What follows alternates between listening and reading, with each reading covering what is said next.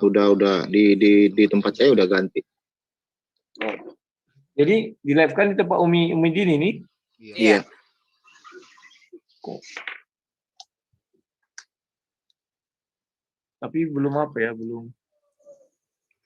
Itu harus di reload baru bisa. Kalau tetap ya bisa harus di reload baru bisa. Suaranya kok kecil sekali ya? Hah? Halo? Gimana? Aneh. Halo? Iya, di sini jelas. Yang di Umi Dininya itu kok belum hidup ya? Belum nyala. Apanya, Bang? Live-nya di tempat Umi Dini itu masih diam aja gue lihat. Udah kok. Yang jaminan surga Islam dan Kristen itu kan? Ya. Kok tidak bergerak gambarku ya? Memang juga gitu ya? Di reload dulu, reload. Kok aneh.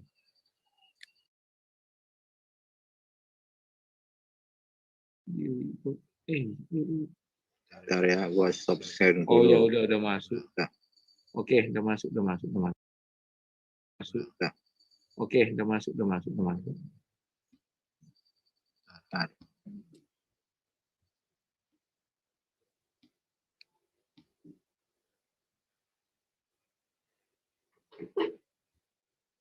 Oke, sudah? Oke. Bisa live kan kalian? Ya, silakan Bang Rudi. Tunggu. Udah bisa mulai? Bisa. Baik, lanjut. Oke, saudara-saudara semuanya. Tidak buka kata pembukaan dulu dari moderator, tidak usah ya. Langsung aja. Halo kalian. Ya, silakan. Langsung aja. Langsung aja, oke. Gak apa-apa kalau Bang Rudi mau pembukaan, saya stop dulu ini. Nggak usah, langsung aja. Enggak, barangkali. Aku kasih pembukaan dulu deh, Bang Valen. Boleh. Ya, silakan. Baik, bismillahirrahmanirrahim. Raditu billahi robba wabil islami dina wabil muhammadin nabiy rasulullah. Rabbi zidni ilman warzuqni fahman. Terima kasih, selamat malam kepada Bang Rudi Yohanes yang malam hari ini telah kembali datang hadir di Zoom-nya Bang Valen, tentunya untuk mengadakan dialog live streaming di channelnya Umi. Selamat malam juga, assalamualaikum buat sahabat-sahabat Ikhwan Filah yang ada di channel Umi Dini. Selamat malam juga buat sahabat-sahabat Muslim dan non-Muslim yang sedang ada di live streamingnya Bang Rudi Yohanes. Mari kita hari ini sama-sama niatkan hati untuk tolabul.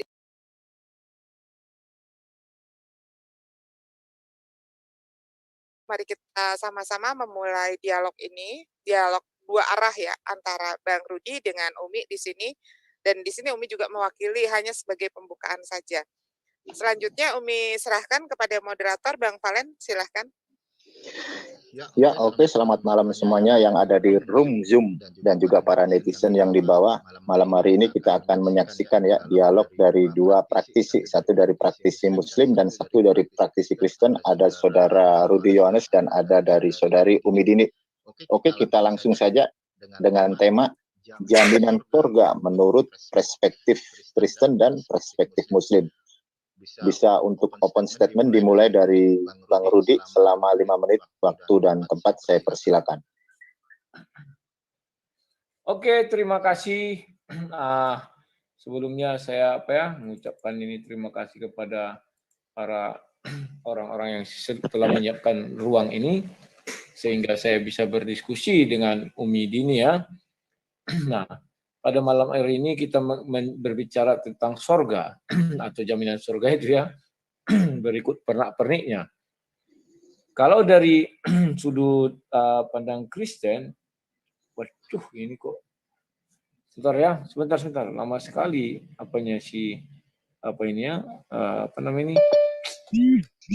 Oke, saya lanjut. Kalau dari sudut pandang Kristen, bahwa surga itu adalah sebuah janji Tuhan terhadap orang-orang Kristen yang sebenarnya bukan orang Kristen, tetapi seluruh umat manusia yang mau mengikuti perintah Tuhan ya. Tetapi karena kami orang Kristen, maka saya akan membahas kekristenan, bahwa Kristen mengajarkan hanya 2 orang suci yang masuk ke surga, yakni Henok dan Elia. selepasnya itu adalah orang-orang apa namanya itu, ini kok nggak jalan ya, sebentar ya, kok nggak jalan ini pas di apanya, di channel siapa namanya ini, paling coba di stop dulu sebentar. Share screen. 352 Ya udah saya stop, tenang aja. di tempatmu kok nggak jalan ya apa videonya itu ya, aneh kok di channel Umidin ya. Jalan di sini Bang Rudi. Iya. Ini cuma kan saya post tapi tetap jalan dia. Oh ya, ini sudah jalan ini. Oke, ini kan kelihatan dia nggak jalan ini. Oke ya. Oke, kita lanjut, hidupkanlah waktunya. Halo, ya. Jadi bagi kami Kristen, untuk menuju kesucian, untuk menuju surga itu sudah tidak mungkin lagi. Itulah sebabnya kami menuju surga itu hanya melalui Yesus Kristus ya. Bahwa ketika kami percaya sama Yesus Kristus, kami akan sampai kepada surga itu. Dan jalan menuju surga itu adalah kasih karunia. Dan nanti kami di surga, itu banyak ditulis di Wahyu ya. Wahyu 22, 21 juga dijelaskan di situ nanti. Bahwa tidak ada lagi ratap tangis, tidak ada lagi kelaparan, segala macam ya. Dan matahari dan bulan juga tidak ada, karena yang menerangi itu Bapa. Siang apa kalau di Indonesia, di bumi siang hari, malam hari cahaya dari anak domba Allah. Dan di dalam ayat itu dikatakan ada pernikahan anak domba Allah.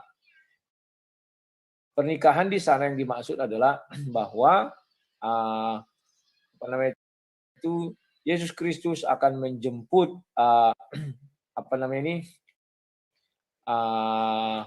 menjemput kami umatnya.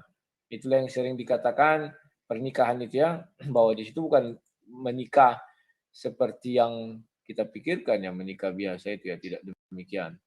Tetapi ya di situ jelas kalimat menikah, dia menjemput kami apa namanya ini, anak-anaknya untuk hidup bersama dia di sorga. Kemudian di sorga itu bagaimana kami ya hidupnya memuji dan memuliakan Tuhan. Memang sorga yang kami tempati itu nanti memang tidak ada yang namanya kegiatan seksual ya. Hadiahnya memang kalau menurut orang, wah nggak enak sih. Tetapi Alkitab mengatakan hati yang gembira adalah obat. Kepuasan rohani itu lebih bertahan lama daripada kepuasan daging lahiriah ya. Itulah bagaimana sekelumit cerita tentang surga yang didiami Kristen, yang nanti dijanjikan kepada Kristen. Dan jalan ke surga itu ada dibuat di dalam Bible itu, bahwa akulah jalan dan kebenaran dan hidup, Yohanes 14 itu ya. Jadi itulah nanti jalan kami menuju surga. Tetapi Yesus pun demikian memberi lagi juga sebuah ruang bagi orang-orang yang tidak pernah mengenal Yesus. Asal dia bisa melakukan 9 buah roh. Galatia 5 ayat 22 sampai dan 23 itu ya. Inilah berbagai pilihan untuk jalan ke menuju surga, dan saya pikir ya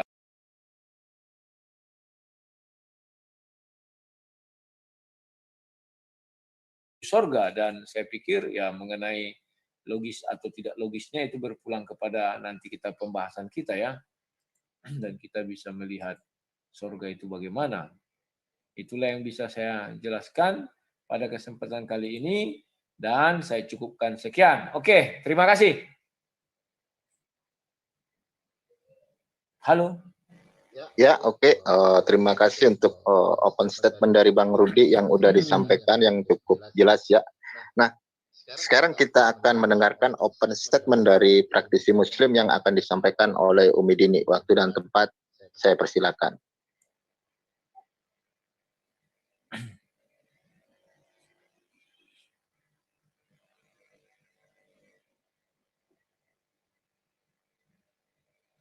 Mungkin mic-nya itu masih mati enggak? Halo? Jangan di mute, dilepas aja. Kenapa sih di mute mulu? Baik, terima kasih Bang Valen. Oke, bismillahirrahmanirrahim. Rabitu billahi robba wabil islami dina wabil muhammadin nabiyya rasulullah Rabbi zidni ilman warzuqni fahman. Sebelum Umi menyampaikan opening statement ini, Umi ingin mengutip satu ayat yang luar biasa bagi kita yang ingin menyampaikan keilmuan kita, ya insya Allah ilmu ini diridhoi Allah. Itu dari Quran surat At-Taha ya, ayat 25 sampai 28. Bismillahirrahmanirrahim. Wahai Tuhanku, lapangkanlah dadaku, mudahkanlah untuk urusanku, dan lepaskanlah kekuatan lidahku supaya mereka mengerti perkataanku. Baik, Bismillahirrahmanirrahim.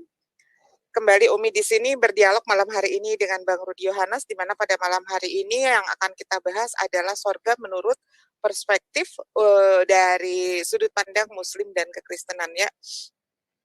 Seperti kita ketahui bersama di dalam pandangan keislaman, bahwa Allah Subhanahu wa Ta'ala telah menjanjikan sorga bagi setiap umat Muslim. Begitupun Rasulullah Shallallahu Alaihi Wasallam sudah menjanjikan sorga bagi setiap umat Muslim yang menginginkannya, yang menghendakinya. Hanya bagi yang menghendakinya. Nah, ini kan ada juga umat Muslim yang tidak menghendakinya, begitu ya. Jadi sorga itu adalah satu jaminan dari Allah Subhanahu Wa Ta'ala, juga satu jaminan dari Rasulullah melalui syafaatnya untuk umat Islam. Nah, begitu. Dan kan tadi yang Umi katakan kalau dari Rasulullah tentang syafaatnya itu, karena Rasulullah menyimpan doanya, tidak seperti dengan nabi-nabi yang lain menyegerakan doanya. Untuk apa Rasulullah? Tujuannya menyimpan doanya atau menahan doanya, karena Rasulullah begitu mencintai umatnya, maka doanya disimpan untuk syafaat kelak di hari nanti.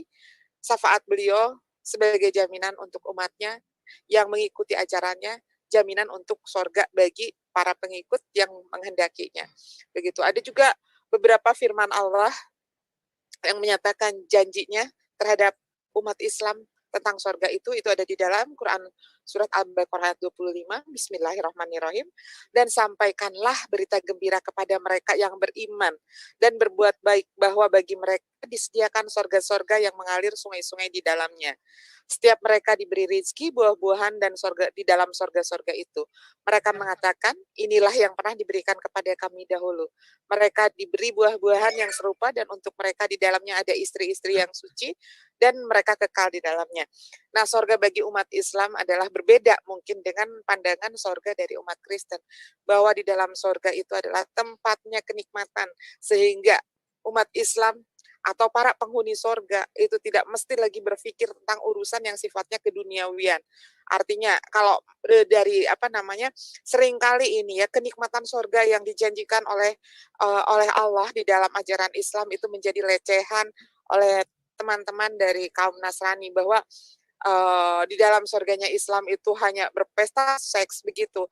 Nah, itu adalah salah satu ketidakmengertian apa yang dijanjikan surga di dalam Al-Quran atau di dalam ajaran Islam, sehingga menimbulkan pemikiran-pemikiran yang negatif tentang surganya Islam. Demikian pula dengan surganya Kristen, mungkin Bang Rudi Yohanes akan jauh lebih tahu bahwa menurut Bang Rudi Yohanes tidak ada pesta seks, tidak ada itu.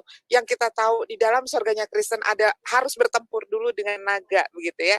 Nah itu, tapi itu baru pandangan sebelah pihak. Nanti mungkin Bang Rudi Yohanes bisa menjelaskan apa sih artinya berperang dengan naga di dalam surga kekristenan.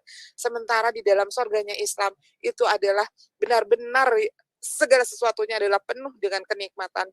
Jadi tidak ada lagi berpikir tentang seperti halnya kita saat di dunia, ya, berpikir tentang harus bekerja, tentang harus beribadah lagi, tentang harus melakukan perbuatan-perbuatan yang lain-lain lagi untuk mengejar surganya Tuhan, begitu tidak. Karena memang surga itu adalah akhir dari kehidupan kita, di mana kita menuju kekekalan. Surga itu adalah kekekalan, di mana kalau misalkan kita berperilaku baik selama di dunia, maka kita akan mendapatkan kenikmatan yang kekal, yaitu di dalam surga. Jadi di dalam surganya Islam sudah tidak ada lagi bentuk-bentuk kezaliman seperti ada di dunia, bentuk-bentuk usaha-usaha yang macam-macam selama kita di dunia seperti apa, tidak. Jadi benar-benar surga Islam itu adalah hadiah yang teramat abadi yang diberikan oleh Tuhannya umat Islam atau Allah Subhanahu wa Ta'ala bagi umat Islam yang menjalankan perintahnya, yang menjauhi larangannya, juga yang mengikuti ajaran-ajaran apa yang telah disampaikan oleh Rasulullah yang tercatat di dalam Al-Quran. Demikian Bang Rudi, terima kasih. Ya, oke, sudah disampaikan ya. Open statement dari kedua praktisi ini cukup bagus dan mungkin kayaknya nih kedepannya akan seru ya. Oke, kita lanjut ke sesi yang kedua ya. Saya akan mulai dari Bang Rudi nih untuk menyampaikan satu argumentasi yang akan disampaikan kepada Umi Dini, begitupun sebaliknya. Oke, waktu dan tempat saya persilakan Bang Rudi. Oke, karena tadi Umi Dini opening statement saja, saya juga opening statement, tidak ada di situ pertanyaan apa saja, jadi saya tidak ada belum menjawab. Maka yang saya tanggapi dulu tentang opening statement dari Umi Dini, bahwa di sana dikatakan orang sering menghina tentang kenikmatan, katanya kan sebenarnya bukan menghina, cuman orang aneh saja ya ketika nanti kita hidup di sorga tidak ubahnya seperti hidup di dunia. Karena kalau kita ketahui bahwa firman Allah itu kekal, maka dikatakan manusia itu menikah dengan sesamanya manusia. Sementara bidadari itu kita nggak tahu dari jenis apa. Itu nanti tolong dijelaskan oleh Umi Dini, apa jenisnya bidadari itu. Apakah kelaminnya sama seperti kelamin wanita? Takutnya saya sama-sama panjang juga, jadi nggak bisa masuk. Ya, saya nggak tahu. Kalau yang digambarkan sih memang seperti wanita, berkulit putih, begini, bogono. Hanya saja dia kan jenisnya lain. Sama dengan ketika kita ibaratnya mau menikahi jin, kan ada makhluk jin, ada manusia, ada jin itu banyak, gondorowo semua jin namanya dia. Jadi kita nggak tahu bagaimana nanti itunya. Dan kalau dikatakan bahwa di surga ada peperangan, itu bukan di surganya. Makanya ada dikatakan pintu surga, baru wilayah surga ada 3. Pertama istananya, yang kedua wilayah Eden dan Firdaus. Kenapa terjadi peperangan? Sebab si iblis, dia tetap akan berusaha untuk masuk ke dalam surga. Bahkan kalau kita lihat di dalam Quran kan ada iblis itu sudah dibuang ke bumi, terus masuk lagi dia ke dalam surga waktu si Adam itu ya, dalam ular kan masuk ke sana lagi. Nah, kawan-kawan, itulah yang terjadi. Iblis ingin masuk, tetapi sayang dia dicegat oleh malaikat Michael, maka terjadilah peperangan di surga itu, tetapi bukan di dalam, masih di luar. Dan itu juga dibuat perumpamaan di kitab Wahyu itu ya, dan di kitab Matius, Markus, Lukas juga ada itu ya, ketika mengenai orang bawa pelita itu, wanita-wanita itu. 5 orang adalah orang yang cerdas, sudah disiapkan mungkin amunisinya atau minyaknya, 5 lagi enggak. Nah, ketika Yesus belum datang, maka yang 5 orang ini pergi karena minyaknya sudah habis, pergi beli minyak. Yang 5 orang lagi tidak perlu pergi, maka ketika pintu dibuka, mereka langsung masuk. Yang 5 ini masih di luar menunggu, masih beli apa kan minyaknya. Begitu mereka datang, pintu sudah ditutup. Nah, Alkitab menjelaskan bahwa peperangan itu nanti pasti ada. Kalau saya melihatnya begini, kenapa itu ada? Karena bangsa-bangsa jin, bangsa iblis akan membawa pengikutnya. Mereka ingin masuk surga, maka ditanya sama malaikat Michael, kalian mau ngapain ke sini? Mau masuk surga malaikat. Surga yang bagaimana? Kami mau main seks. Wah, itu bukan surga, itu apa itu? Tempat apa itu? Pergi semua pergi, diusir lah kan. Maka nggak bisa. Surganya harus itu, nggak bisa. Akhirnya terjadi peperangan. Itulah sebabnya dikatakan di sana peperangan. Kalau yang saya hayati ya begitu, iblis kan akan berusaha dengan pengikutnya. Kan dibuat juga di kitab Wahyu itu kan. Sepertiga dia seret, ada banyak pengikutnya. Jadi mau masuk ke sana mereka dengan pengikutnya di bumi ini. Hantu-hantu belau yang dari bumi ingin main seks di sorga. Dan ketika mereka di sana, siapa pengusaha surgamu? Syanu kan ya? Bukan, di sini yang raja surgawinya adalah Yesus. Nah, jadi makanya saya katakan sering, biarkanlah surga itu ada 2. Karena surga yang dihuni oleh Kristen itu, raja di rajanya adalah Yesus Kristus. Dan Bapa juga bertahta di sana. Kalau ada lagi yang lain mengaku surga juga, saya pikir surganya pasti berbeda. Bukan surga Kristen itu. Mungkin ada surga lain kan? Itu bisa saja terjadi dalam satu dalam apa namanya itu keimanan. Kita bilang ada berapa Tuhan dengan ada surga yang berbeda. Itu saja yang bisa saya katakan. Maka pertanyaan saya untuk Umi Dini, apakah orang di luar Islam bisa masuk ke surga itu? Atau apakah orang yang tidak mengenal Nabi Muhammad bisa masuk surga? Silakan.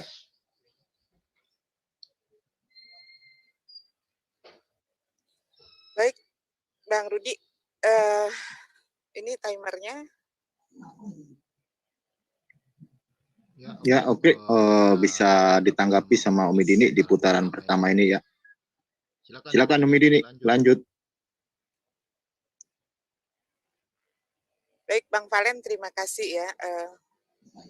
Tadi saya akan menjawab pertama dari Bang Rudi Yohanes, kenapa bidadari ya, mengenai masalah bidadari itu yang dijanjikan untuk pria-pria sorga ya. Kenapa hanya laki-laki yang diberikan bidadari? Bidadari sudah jelas. Jadi Allah pun memberikan bidadari itu bukan itu. Mereka adalah istri-istri yang diberikan oleh istri-istri halal ya, istri-istri halal yang diberikan oleh Allah saat di surga nanti kelak. Nah, di sini dikatakan kenapa laki-laki yang diberikan bidadari, sementara apa yang didapat perempuan? Di sana ada alasannya, karena laki-laki adalah pemimpin bagi wanita. Jika laki-laki dijanjikan semisal ini, maka karena akan lebih bersemangat supaya dalam mencari akhirat ya. Ini jadi bukan embel-embel, bukan embel-embel, tapi ini adalah janji Tuhan. Adapun bidadari yang dijanjikan di sana adalah nantinya menjadi istri daripada suami-suami atau daripada pria sorga itu, di mana wanita ini tadi seperti digambarkan oleh Bang Rudi Yohanes, berkulit putih, bermata indah, bersuara merdu. Itulah janji Allah tentang kenikmatan bagi para laki-laki muslim.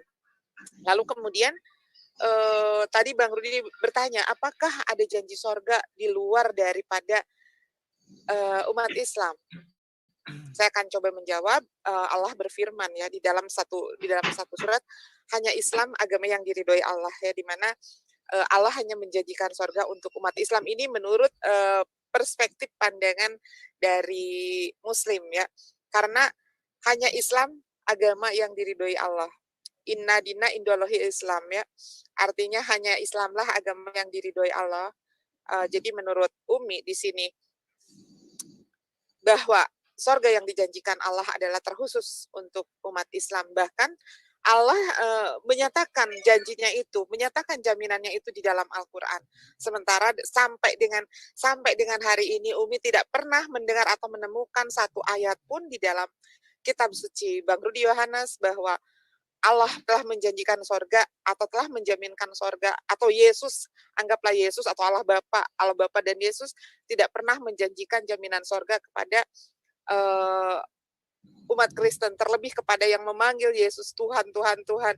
Karena di dalam Injil pun dikatakan, bukanlah mereka yang berkata Tuhan, Tuhan, Tuhan yang akan mendapatkan kerajaan sorga, tetapi yang mendapatkan kerajaan sorga adalah yang melakukan kehendak Bapa. Apa itu kehendak Bapa?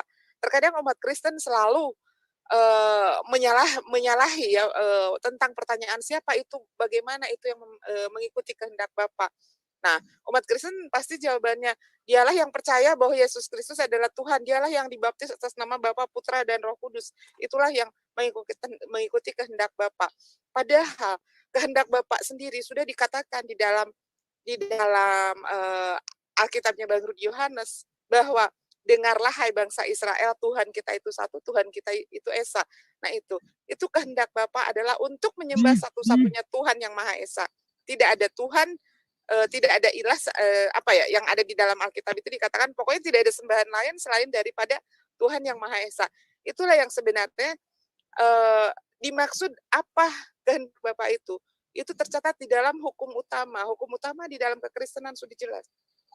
Atau apa yang dikatakan Nabi Isa sudah jelas. Apa yang dikehendaki Bapa itu yang terutama, hukum yang terutama itulah adalah Nabi Isa atau Yesus pernah mengatakan, dengarlah hai bangsa Israel, Tuhan Allah kita, Tuhan itu Esa.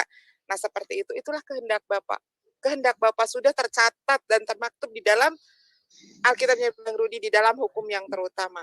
Jadi sudah sangat jelas kalau misalkan ada sesembahan lain, ada yang disembah sesembahan lain selain daripada Tuhan yang diperintahkan untuk disembah, itu tidak ada jaminan sorga bagi penyembahnya. Karena di dalam Islam pun sudah dijelaskan, di dalam Islam, di dalam Al-Quran, Islam sudah jelas, dijanjikan. Allah sendiri yang menjanjikan, Tuhan sendiri yang menjanjikan sorga bagi umat Islam. Lalu kemudian Rasulullah sendiri yang menjanjikan atau yang menjamin dengan syafaatnya umat Islam akan masuk surga. Demikian. Nah, di sini sekarang Umi ingin bertanya kepada Bang Rudi Yohanes, kalau kita berbicara tentang surga, adakah dalam kitabnya Bang Rudi Allah Bapa atau Yesus menjamin atau menggaransi surga bagi umat Kristen? Silahkan Bang Rudi Yohanes. Oke, ya. Pertanyaan dan statement sudah disampaikan oleh Medini. Sekarang giliran Bang Rudi di putaran kedua untuk memberikan pernyataannya. Silakan Bang Rudi. Oke, terima kasih. Jangan terima uang. Oke ya. Apakah ada jaminan bagi orang Kristen untuk masuk ke dalam surga? Ini pertanyaan yang menarik ya. Begini, Kristen itu adalah orang-orang yang memilih jalan hidupnya untuk mengikut Yesus, ya kan? Artinya Yesus mengatakan, akulah jalan dan kebenaran dan hidup. Tidak ada seorang pun yang sampai kepada Bapa kalau tidak melalui aku. Jadi artinya Yesus tidak menjamin bahwa masuk ke surga itu melalui agama, tidak. Karena pada awalnya Kristen itu bukan agama, tetapi golongan orang-orang yang mengikut Yesus, kan demikian ya. Nah, setelah zaman sekarang maka terjadilah agama karena pemerintahan butuh yang namanya kepastian hukum, maka dibuatlah agama. Namun, apakah orang Kristen sudah ada di dalam surga? Sudah. Siapa? Itu kita bisa baca di 2 Korintus 12 ayat 2. Kalau admin bisa menampilkan silakan, kalau enggak apa-apa, aku bacakan aja. 2 Korintus 12 ayat 2. Aku tahu tentang seorang Kristen 14 tahun yang lampau, entah di dalam tubuh aku tidak tahu, entah di luar tubuh aku tidak tahu. Allah yang mengetahuinya. Orang itu tiba-tiba diangkat ke tingkat yang ketiga daripada sorga. Nah, artinya di situ bahwa orang Kristen itu sudah punya bukti sampai ke sorga. Namun orang Islam, nah ini, sampai sekarang belum ada yang sudah sampai ke sorga. Bahkan Musa, Nabi Muhammad pun belum masuk sorga. Sehingga janji surga itu masih di angan-angan. Masih berupa janji yang insya Allah akan ditepati Tuhan pada hari akhir. Kan demikian. Tetapi orang Kristen tidak janji, sudah ada buktinya. 2 Korintus 12 ayat 2. Bahwa sudah ada orang Kristen, wakil Kristen di surga. Artinya, kalau sudah ada wakil Kristen di surga, maka tidak mungkin ada wakil agama lain. Nah ini menarik ya. Andai kata Tuhan itu satu, ya kan? Wakil Kristen sudah ada. Artinya agama yang diakui Tuhan itu adalah Kristen. Sudah ada di sorga. Agama lain, kau siapa? Katanya nanti itu kata Yesus dan malaikatnya kan. Agamamu apa? Bukan Kristen Tuhan. Nggak bisa. Yang sudah masuk ke sini Yahudi dan Kristen. Lo kok bisa Yahudi? Ya. Matius 5 ayat 20 mengatakan, Yesus mengatakan, jika hidup keagamaanmu tidak melebihi ahli Taurat dan Farisi, maka kamu tidak akan bisa ke sorga. Jadi jalur melalui agama itu. Jalur melalui pengikut, itulah Kristen. Dulu Kristen belum agama ya, tetapi orang-orang yang memilih ikut Yesus, ya kan, sudah ada di sorga. Sehingga kalau orang Muslim mengatakan dia memiliki jalan keselamatan ke sorga, insya Allah, masih insya Allah. Tapi kalau orang Kristen ditanya, sudah ada wakilnya di surga. Ini hebatnya. Sehingga kalau sudah ada wakil di surga, jadi tidak mungkin lagi orang agama lain masuk ke sana. Wakil Yahudi ada, wakil Kristen ada. Wakil Yahudi siapa? Itulah 12 rasul. Sudah dijanjikan. Dan 12 penetua-penetua. Itu ada di kitab Wahyu ya. Nah, wakil Kristen siapa? Ini sudah ada satu. Sekarang wakil Islam belum ada. Artinya masih insya Allah mudah-mudahan. Nah, tadi si Umi Dini menjawab mengenai apakah orang yang tidak mengenal Nabi Muhammad atau tidak mengakui Nabi Muhammad dan Allah bisa masuk surga. Jawabnya kan tidak ya. Nah sekarang, apakah orang yang tidak pernah membaca Al-Quran atau tidak pernah mendengar firman Allah yang di dalam Al-Quran bisa masuk ke surga? Nah, sederhana-sederhana aja. Silakan dijawab. Yang tadi sudah aku simpan jawabannya. Sekarang pertanyaan kedua ini tolong dijawab dengan singkat, tepat, dan lugas. Silakan. Oke, ya.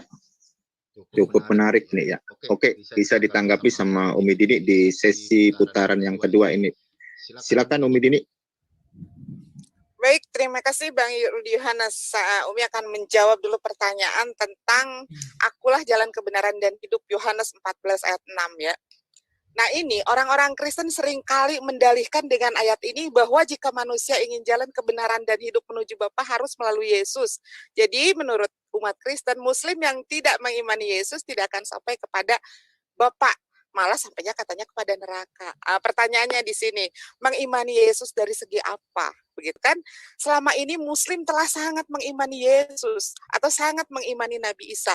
Ya, dialah sebagai Isa Al-Masih sebagai Nabi Allah yang mulia. Jadi umat Islam aman karena umat Islam mengimani Yesus, mengimani Nabi Isa sebagai alaihi salam, sebagai Nabi Allah yang mulia.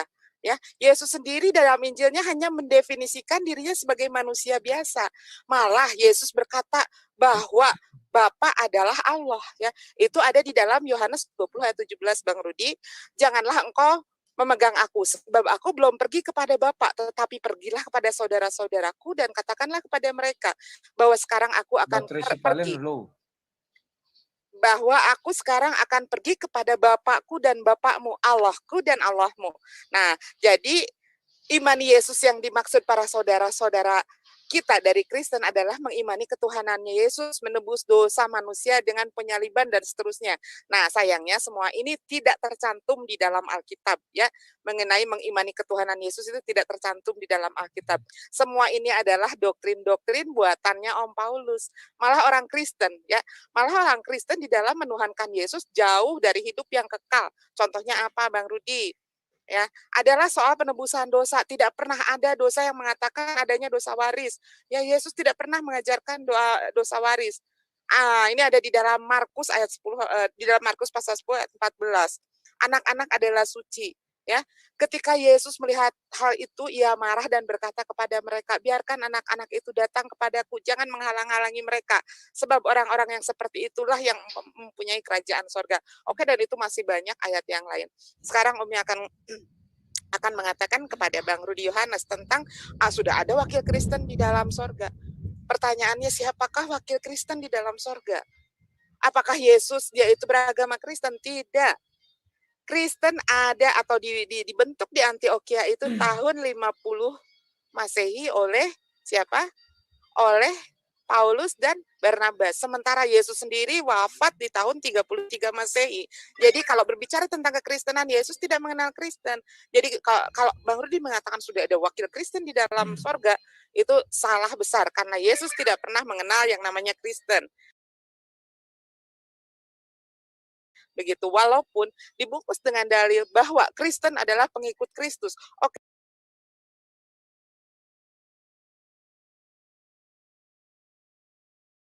kita ikuti.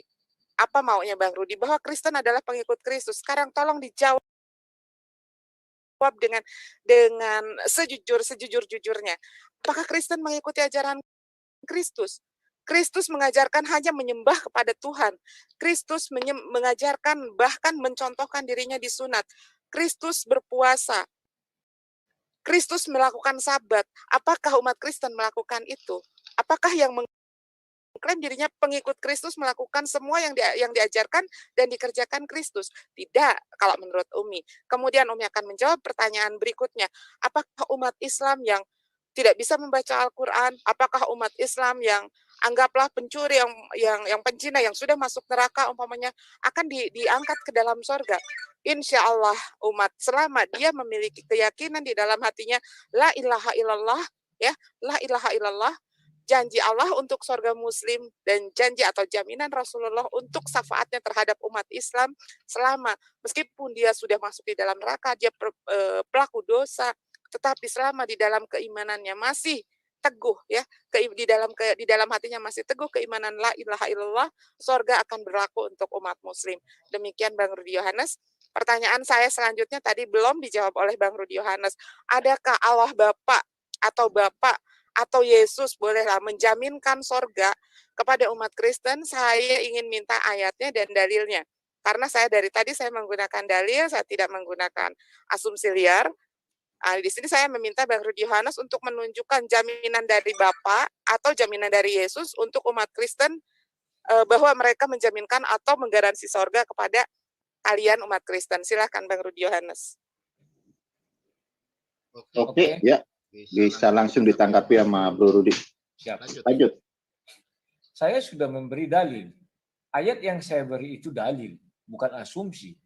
Bahwa di sorga itu sudah ada wakil Kristen. Bu Umi tidak bisa membantah itu. Karena itu iman kami.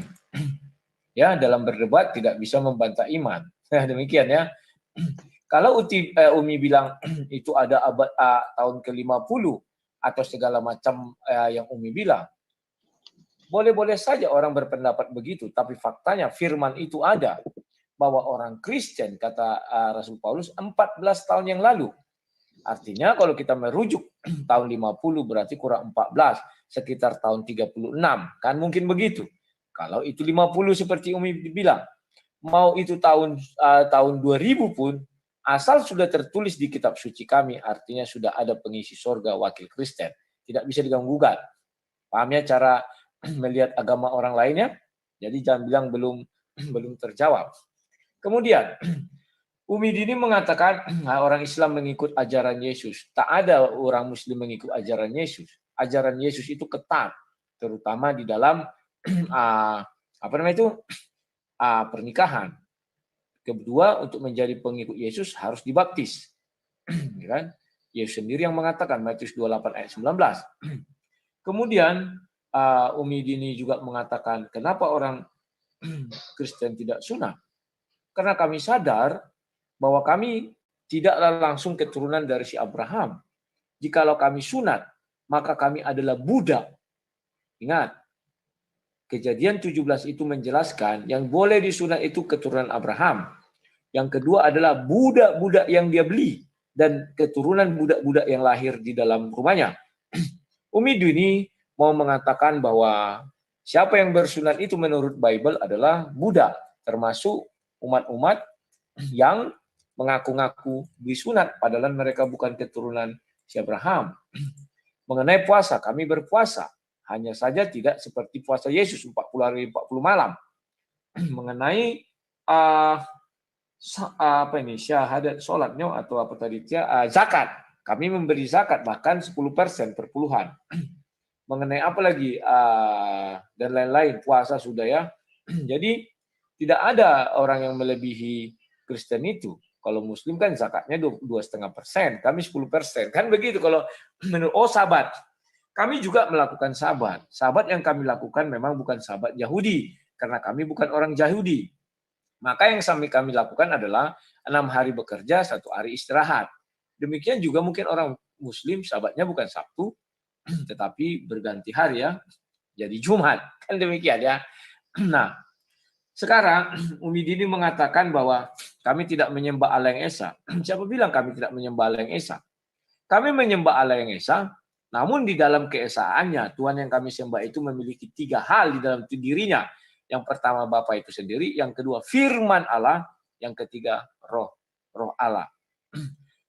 Tuhan yang kami sembah tidak dikatakan Tuhan jika tidak bisa berfirman alias bisu. Tuhan yang kami sembah tidak dikatakan Tuhan jika tidak memiliki roh, karena roh lah yang menghidupkan, maka dia akan mati jadi benda mati. Itu perlu digarisbawahi. Dan Tuhan kami punya kuasa untuk mengutus firman-Nya, mengutus rohnya dalam wujud lain. Itu bukan karena tertelianus, tidak. Tetapi itu mulai dari Kejadian 1 ayat 2 dan ayat 3. Dengan tegas menjelaskan hal ini. Ya. Sekarang Umi Dini, saya sudah simpan kedua jawabannya. Artinya, jalan ke surga itu harus melalui agama Islam. Dan Umi Dini mengatakan, sekalipun dia kan sudah bersyahadat, sekalipun dia masuk ke neraka masih bisa diselamatkan. Neraka Al-Quran mengatakan itu adalah tempat yang kekal, bukan tempat ecek-ecek seperti mesin laundry. Di laundry di sana kalau sudah bersih dipindahkan, tidak bisa. Itu tempat yang kekal sama dengan sorga. Itu ayat Al-Qurannya ada. Saya tidak membantah imannya, tetapi ayat Al-Quran yang mengatakan demikian itu tempat yang kekal. Ya. Itu saya simpan dulu pertanyaannya lagi ya. Jawaban Umi Dini saya hanya mengatakan itu dulu. Pertanyaan saya yang berikutnya, ya kan? Kira-kira kapan bidadari tercipta? Nah, ini simpel-simpel saya pertanyaan saya. Kapan bidadari tercipta? Bagaimana ini dan itu? Silakan. Itu saja. Terima kasih. Ya, oke, bisa langsung ditanggapi sama Umi Dini. Boleh. Terima kasih Bang Rudi Yohanes. Kembali saya tidak akan tergiring dengan kapan bidadari tercipta, tapi saya akan terus mengejar Bang Rudi Yohanes tentang tema pada malam hari ini tentang sorga. Saya tidak mendapatkan jawaban dari Bang Rudi Yohanes. Seandainya Bang Rudi Yohanes kekeh dengan jawaban bahwa sudah ada wakil Kristen di dalam sorga. Yesus sendiri bukan Kristen. Bahkan Yesus mengatakan dirinya diutus hanya untuk Bani Israel. Yesus tidak pernah mengaku dirinya adalah Kristen. Bahkan Yesus tidak pernah menjanjikan atau menggaransi, tidak pernah menggaransi sorga bagi umat Kristen. Ya, silakan baca di Lukas 13 ayat 23 dan 24. Masuklah, kata Yesus nih, masuklah melalui pintu yang sesak itu, karena lebarlah pintu dan luaslah jalan yang menuju kepada kebinasaan, dan banyak orang yang masuk melaluinya, karena sempitlah pintu yang sesak dan jalan yang menuju kepada kehidupan, dan sedikit orang yang mendapatinya. Kemudian dan ada seorang yang bertanya kepadanya, Tuhan, sedikit sajakah orang yang diselamatkan? Yesus menjawab kepada orang-orang di situ, berjuanglah untuk memasuki pintu yang sesak itu, sebab aku kepadamu banyak orang yang berasa masuk ke sana tetapi tidak akan pernah dapat. Jadi Yesus mengisyaratkan bahwa kalian umat Kristen untuk berjuanglah sendiri memasuki pintu yang sesak itu. Adapun Yesus menjanjikan sorga bukan untuk umat Kristen tetapi untuk ke-12 muridnya, Bang Rudi Yohanes ya. Sekarang tadi mengenai masalah disunat, Bang Rudi Yohanes di sini dikatakan bahwa yang disunat adalah kaum budak. Berarti kalau begitu Bang Rudi Yohanes juga mengatakan Yesus itu adalah turunan budak ya. Ketahuilah bahwa Yesus itu disunat ketika usia 8 hari loh Bang Rudi, bahwa perintah sunat itu sudah ada sejak zaman Nabi Ibrahim sebelum Nabi Isa. Kalau Yesus disunat berarti Yesus manusia ya, bukan Tuhan, itu yang pertama. Kalau kalian mengatakan kalian bukan keturunan dari Ibrahim, berarti kalian bukanlah pengikut Yesus, karena Yesus mengikuti milah Ibrahim. Nah kemudian sunat ini adalah perjanjian yang kekal, bukan artinya dia budak. Perjanjian yang kekal ini untuk siapa? Untuk keturunan Ibrahim ya. Jadi sunat di sini, sebentar ya. Kalau kita punya saudara laki-laki yang disunat, apakah laki-laki, sebentar. Penjelasan Yesus disunat karena mengikuti perintah Tuhannya Bang Rudi ya. Itu ada di Kejadian 17 melalui Nabi Ibrahim, tetapi umat Kristen tidak menjadikan sunat atau hitan sesuatu ketetapan, padahal sunat ini adalah merupakan perjanjian yang kekal antara Tuhan dengan Abraham dan keturunannya.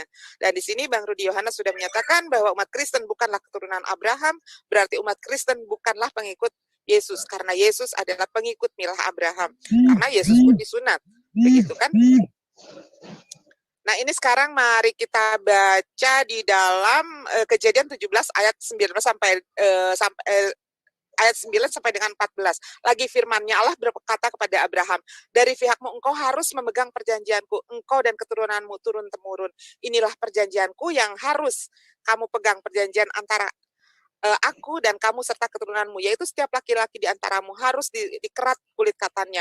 Harus artinya wajib ya, perjanjian antara aku dan kamu, anak yang berumur 8 hari haruslah disunat, yakni setiap laki-laki di antara kamu turun-temurun, baik yang lahir di rumahmu maupun yang dibeli dengan uang dari salah seorang.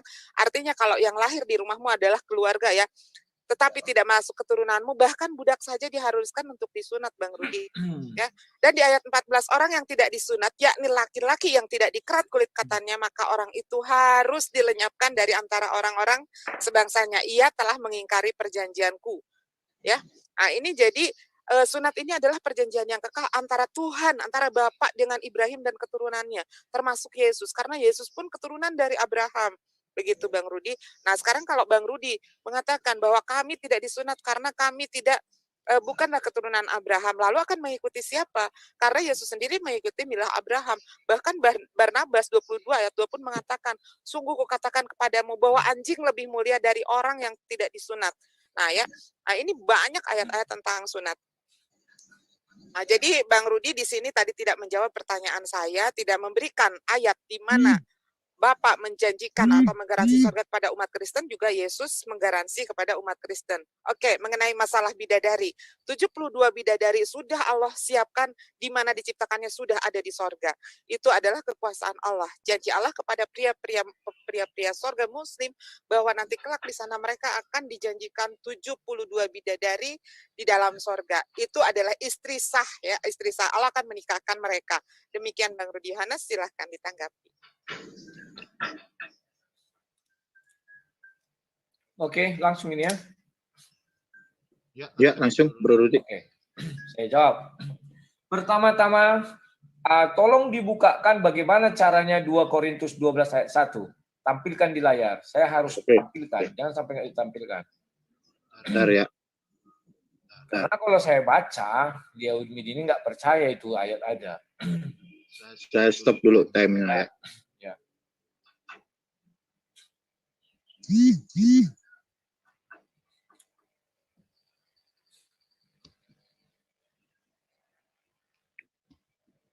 Di mana, Bro Rudi? 2 Korintus 12 ayat 2. 2 Korintus 12 ayat 2. Oke. Nah, saya share screen. Ya.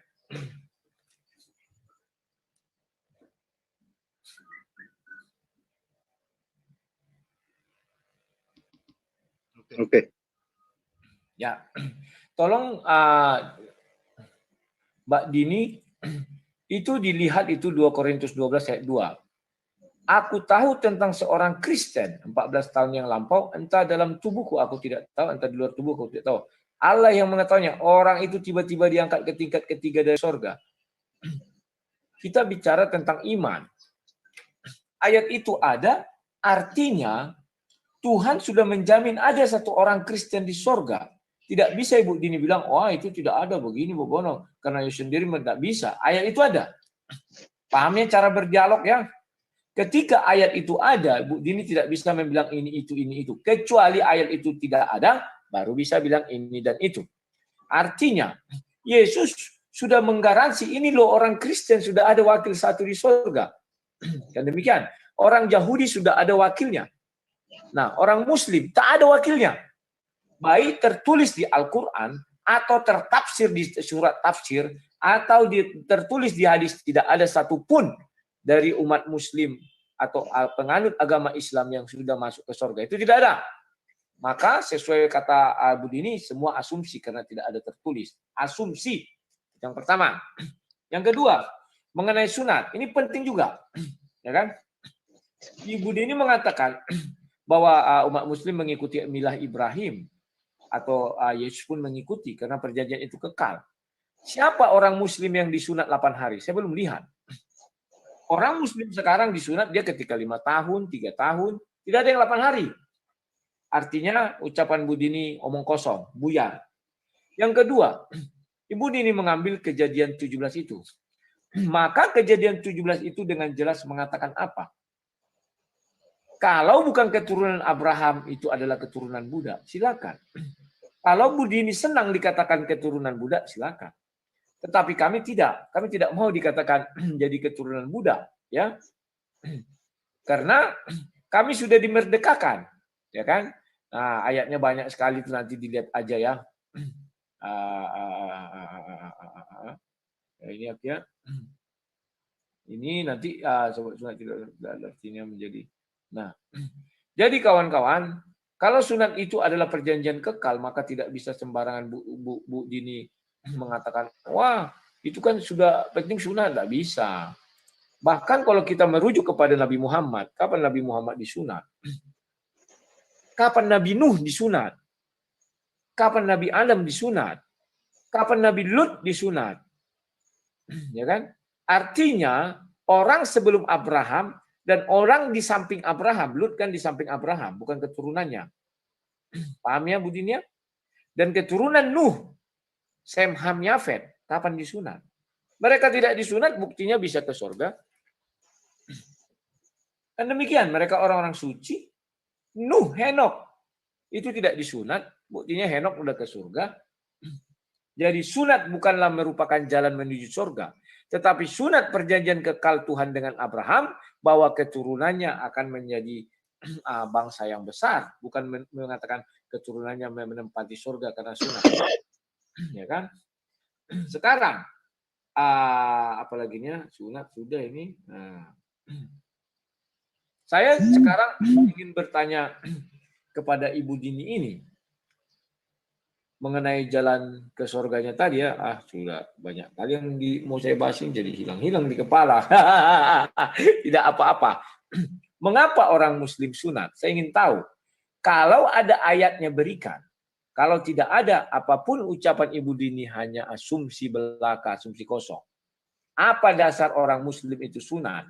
Dan kenapa sunat tidak masuk dalam 5 rukun Islam? Padahal ini penting, perjanjian kekal, kata Bu Dini. Seolah-olah tanpa sunat tak bisa ke surga.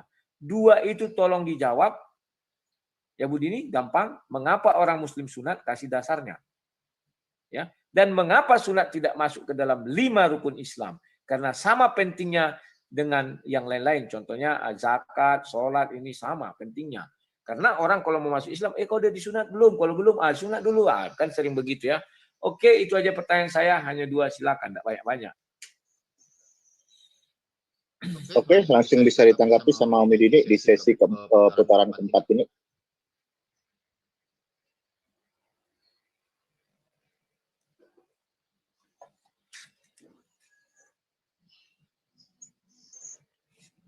Monitor ini Dini.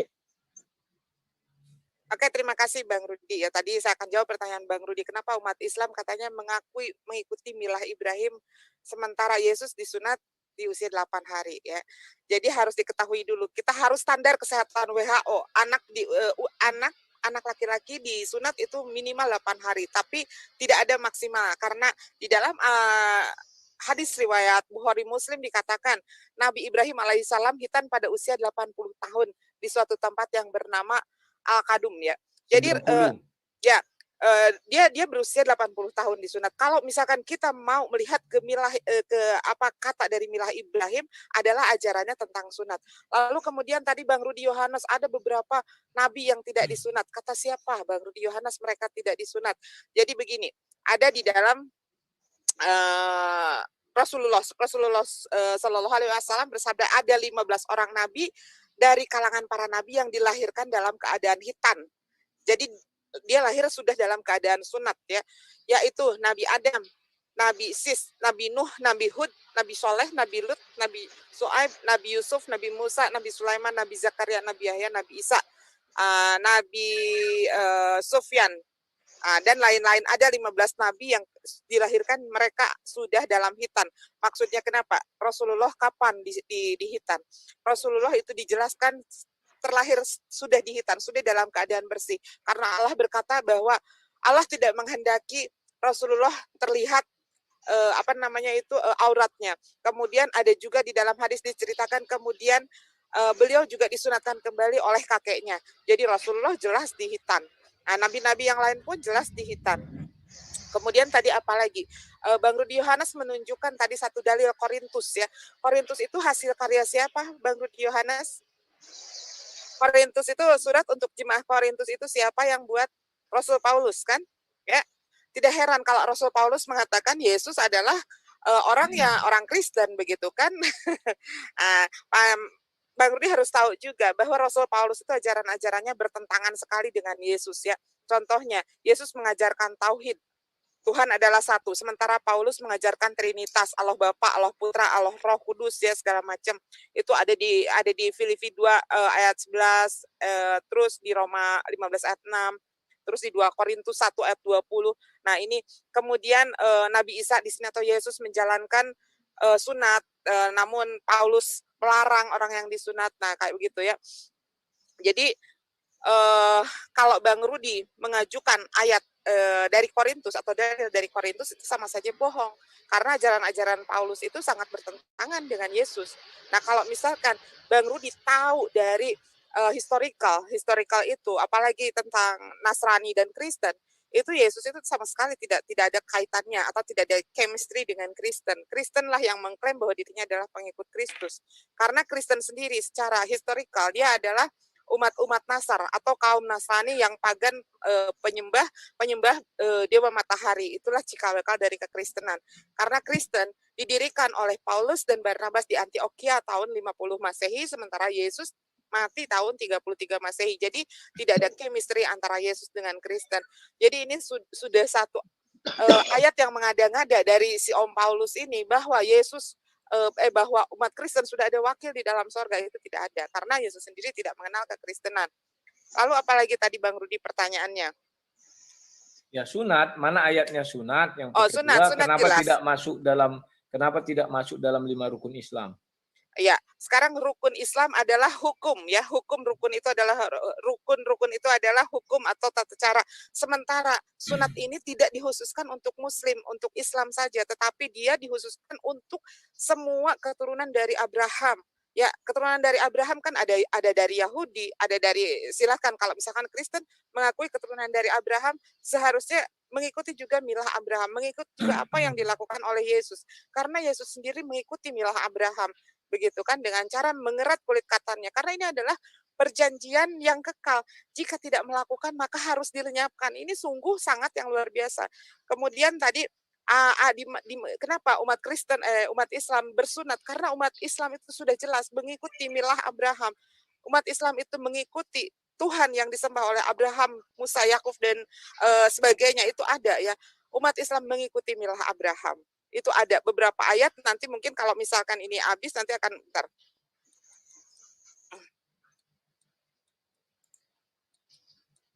Habis. Oke, waktu udah habis. Sekarang kalau, bisa. oh ya. Jadi ini adalah putaran kelima yang terakhir dari Bang Rudi. Nanti diteruskan sama Ibu Dini 5 menit, dan setelah ini ada sesi battle ya. Oke, bisa langsung. Ya, banyak orang tidak mengerti apa arti sunat. Kejadian 17 sudah mengatakan burungnya, kulitnya itu harus dikerat. Nah, Umi Dini mengatakan ada 15 nabi yang terlahir sudah disunat. Siapa yang menyunatnya? Artinya definisi sunat tidak masuk di dalam definisi yang diberikan kepada Abraham dari sudut ajaran Kristen. Di dalam Kristen ada Adam, ada Nuh. Saya anggap itu ya, ini saya bicara Kristen, tidak bicara Islam. Jikalau Nuh, Henok sudah disunat ketika lahir, maka itu namanya cacat fisik. Bedakan cacat fisik dengan sunat. Sunat itu ketika mereka berojol, 8 hari, dibawa ke bait Allah dan ditahirkan, kemudian dikerat. Ujung burungnya itu dikerat. Itu baru namanya sunat. Paham ya? Itu menurut ajaran Kristen. Di luar itu namanya cacat lahir, cacat fisik. Tidak ada itu di dalam Kristen, orang lahir sudah bersunat, tidak ada. Mengada-ngada itu cacat fisik itu. Ya. Kemudian sekarang Ibu Dini menggugat. Itu kan ajaran Rasul Paulus, itu kan tulisan Rasul Paulus. Makanya saya katakan kita harus paham bagaimana cara berdiskusi, bagaimana cara berdialog, bagaimana cara berdebat. Itu sudah ada di dalam kitab suci kami. Mau tulisan hantu belau pun itu, Ibu Dini tidak bisa mengganggu gugat. Dan tidak bisa mengatakan, wah tidak menerima Paulus. Apa urusannya Ibu Dini dengan kami? Mau Ibu Dini tidak menerima Paulus, itu kan urusanmu. Tetapi di dalam Bible sudah tertulis hal itu. Paham ya Bu Dini ya? Tidak mungkin saya juga akan mengatakan, memang Al-Quran tulisan siapa? Saya tidak mau mengatakan begitu. Saya tidak mau terjebak dalam hal itu. Kalau Ibu Dini bilang, wah itu ditulisan Nabi Muhammad. Nabi Muhammad tidak pernah menulis Al-Quran. Karena diakui bahwa Nabi Muhammad adalah orang yang umi. Tidak bisa baca tulis sebenarnya. Kata-kata orang. Kalau saya mengakui Nabi Muhammad pintar baca tulis. Jadi kalau ada yang mengatakan itu mujizat terbesar Nabi Muhammad, keliru. Karena Nabi Muhammad tidak pernah menulis itu, yang menulis kawan-kawan, sahabat-sahabat. Artinya itu mujizat para sahabat. Dan demikian. Siapa yang menulis, itulah karyanya. Sekarang, apakah Nabi Muhammad pernah mendengar firman Allah? Tidak. Yang didengar Nabi Muhammad adalah suara Jibril.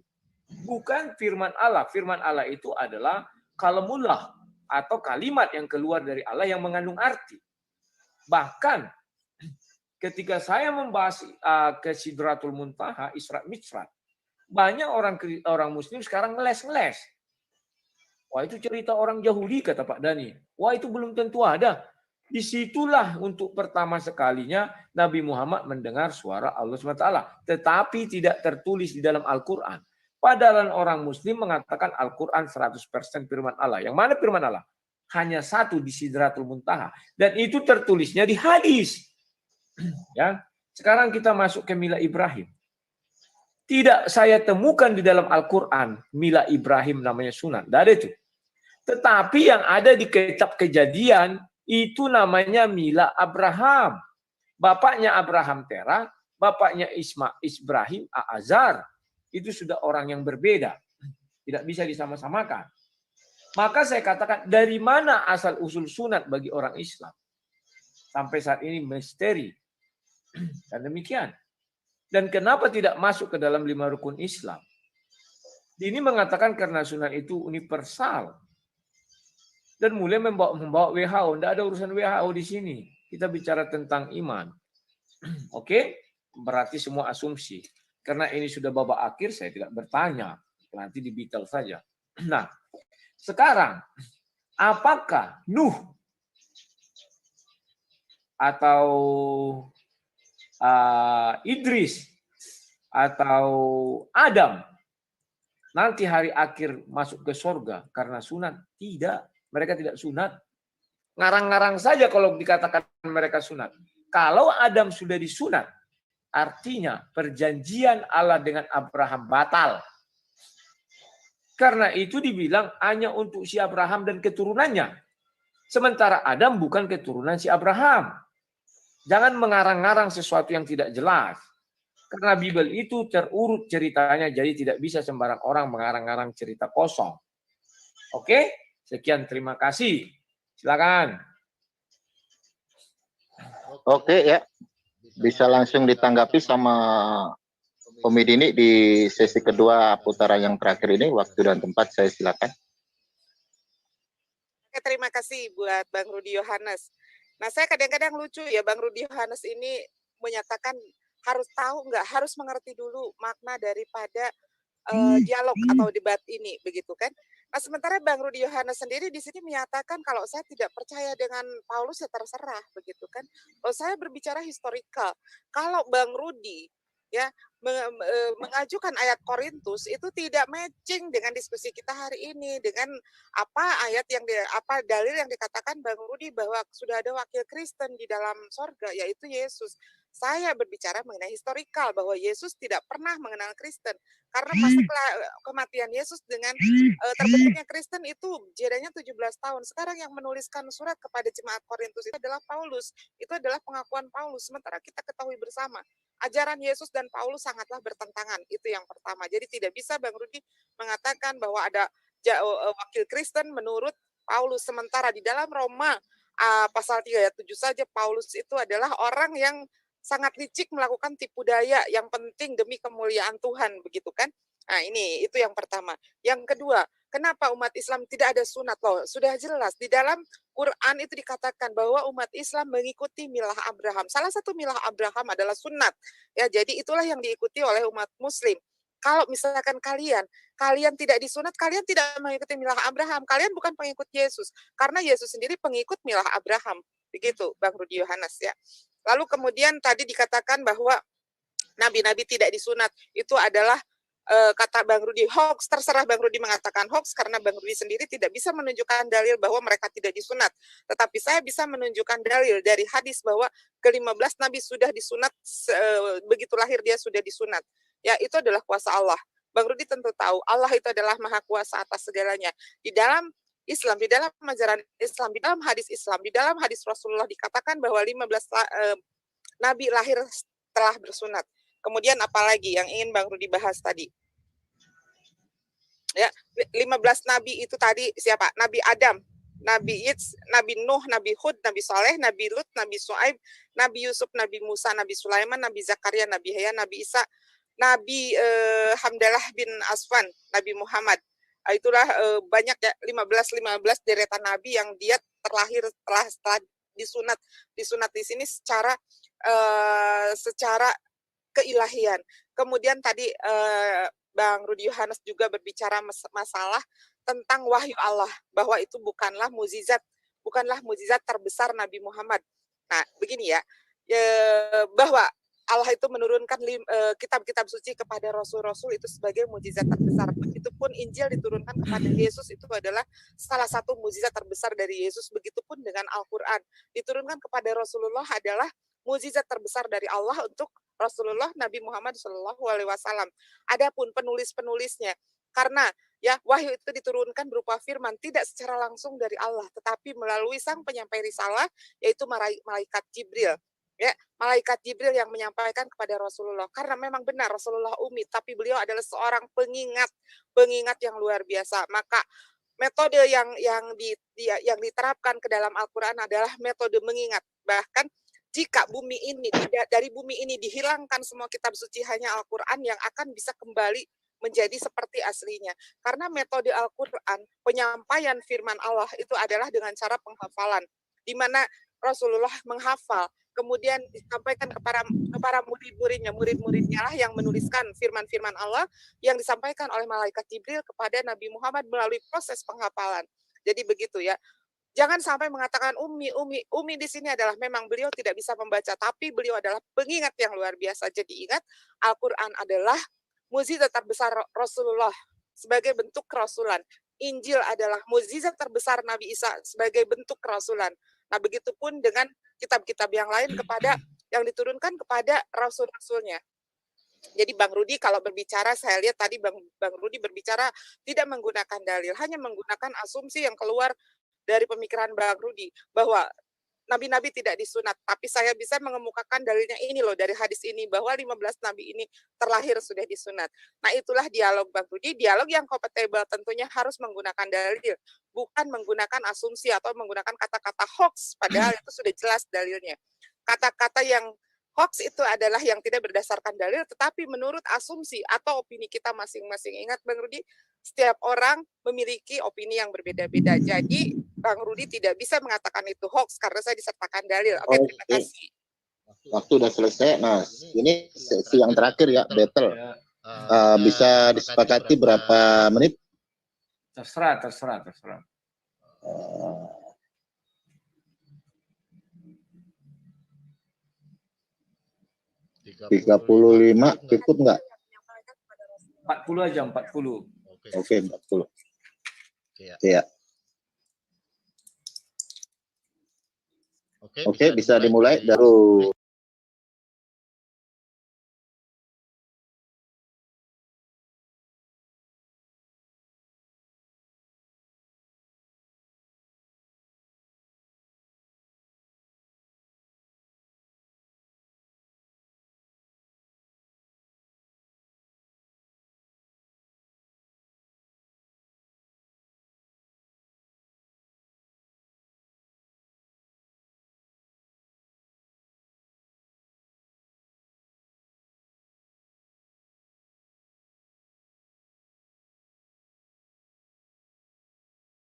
Rudi.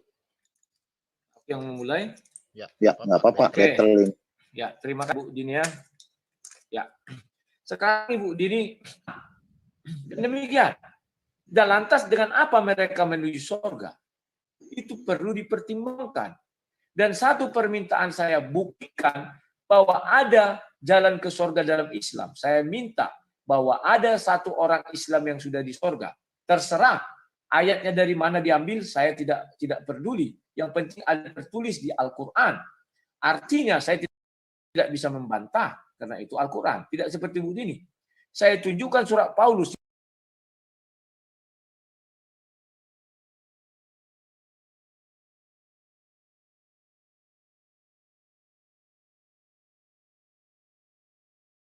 Ibu Dini membantah. Oh, Paulus kan begini, itu kan ajaran dia. Tidak bisa Ibu Dini begitu. Oke, Bang Rudi, karena ini battle, saya tidak mesti Bang Rudi nunggu ya. Kembali tadi saya mengatakan ini berbicara masalah historical ya. Paulus mengatakan ada wakil Kristen di sorga. Siapa wakil Kristen di sorga itu dan mana ayatnya? Kalau mengenai masalah Ayatnya tadi sudah saya ya berikan. Korintus itu dari siapa? Itu dari Paulus, surat Paulus untuk jemaat Korintus. Loh, Dan yang mengatakan jangan sampai saya katakan bahwa Al-Quran itu dari Muhammad, tidak dari coba sekarang saya tanya tidak sama bisa Bang begitu, Rudi. Siapa umat Kristen yang menjadi wakil di sorga siapa? Kita tidak tahu nama, Siapa tetapi umat sudah Kristen ada. yang menjadi wakil di sorga Sudah siapa? ada, tetapi Siapa? tidak ditulis nama. Oke, Iya, sekarang siapa orang Islam yang sudah ke surga?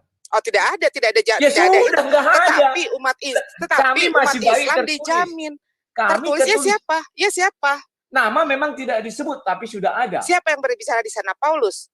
Surat kepada jemaah Korintus. Mau Paulus, mau hantu belau, penting sudah tertulis. Paulus sendiri dia yang mentuhankan Yesus, sementara Yesus tidak pernah mengakui dirinya sebagai Tuhan. Justru yang mentuhankan Yesus itu adalah siapa bilang Yesus tidak pernah mengakui dirinya Tuhan? Mana? Di kitab Wahyu, akulah Alfa Omega. Oh, salah. Ini yang salah. Ini yang salah dari umat Kristen mengatakan bahwa Alfa dan Omega itu merujuk kepada Yesus. Padahal di sana Yesus sedang menyampaikan firman dari Bapa. Kata Bapa, aku adalah Alfa dan Omega. Yesus bukan menyampaikan firman dari Bapa. Coba silakan buka. Silakan. Oke, buka Wahyu itu. Ya, gimana? Buka tentang Alfa dan Omega. Di sana Yesus sedang menyampaikan firman dari Bapa bahwa Bapa mengatakan aku adalah Alfa dan Omega. Tetapi umat Kristen menganggap Alfa dan Omega itu adalah Yesus. Oke, tadi kemudian Bang Rudi mengatakan di mana tentang milah Ibrahim di dalam Wahyu 1 ayat 8. Sebentar. Dan di Wahyu 1 dalam ayat 8. Sebentar Bang Rudi, tadi saya jawab dulu itu Bang Rudi di mana tentang milah Ibrahim. Biar jangan terlewat. Wahyu 1 ayat 8 dulu. Di dalam aku adalah Alfa dan Omega, firman Tuhan Allah. Nah, firman Tuhan Allah. Loh, firman Tuhan Allah itu adalah perkataan Tuhan, bukan Yesus. Iya, bahwa Yesus itu adalah firman. Yohanes 1 ayat 1, pada mulanya adalah firman. Firman ya, pada mulanya adalah perkataan Allah. Sekarang kita ini dulu. Firman itu apa? Wahyu 22 ayat 13. Bang Rudi, coba jawab pertanyaan saya. Firman itu apa? Firman itu adalah visi misi Tuhan di dalam Tuhan. Firman itu saya jelaskan sama Bang Rudi. Firman itu adalah dafar Elohim, Bang Rudi, atau perkataan Tuhan. Firman itu adalah perkataan Tuhan. Iya, mula-mulanya adalah perkataan Tuhan. Kemudian perkataan Tuhan itu menjadi manusia. Ya kan? Bukan. Ya betul. Betul. Ya, jadi begini, Bang Rudi, semua makhluk itu tercipta berawal semua dari firman. Bisa para Wahyu 22 ayat 12 dan 13. Coba biar kita lihat siapa yang bicara. Bang Valen tolong dibuka. Oke. Katakan. Wahyu berapa? Ini enggak sukanya kalau Zoom ini banyak kali suara muncul dari mana-mana. Wahyu berapa, Le? Suaranya double. Hah? Wahyu berapa? Wahyu 22 ayat 12 dan 13.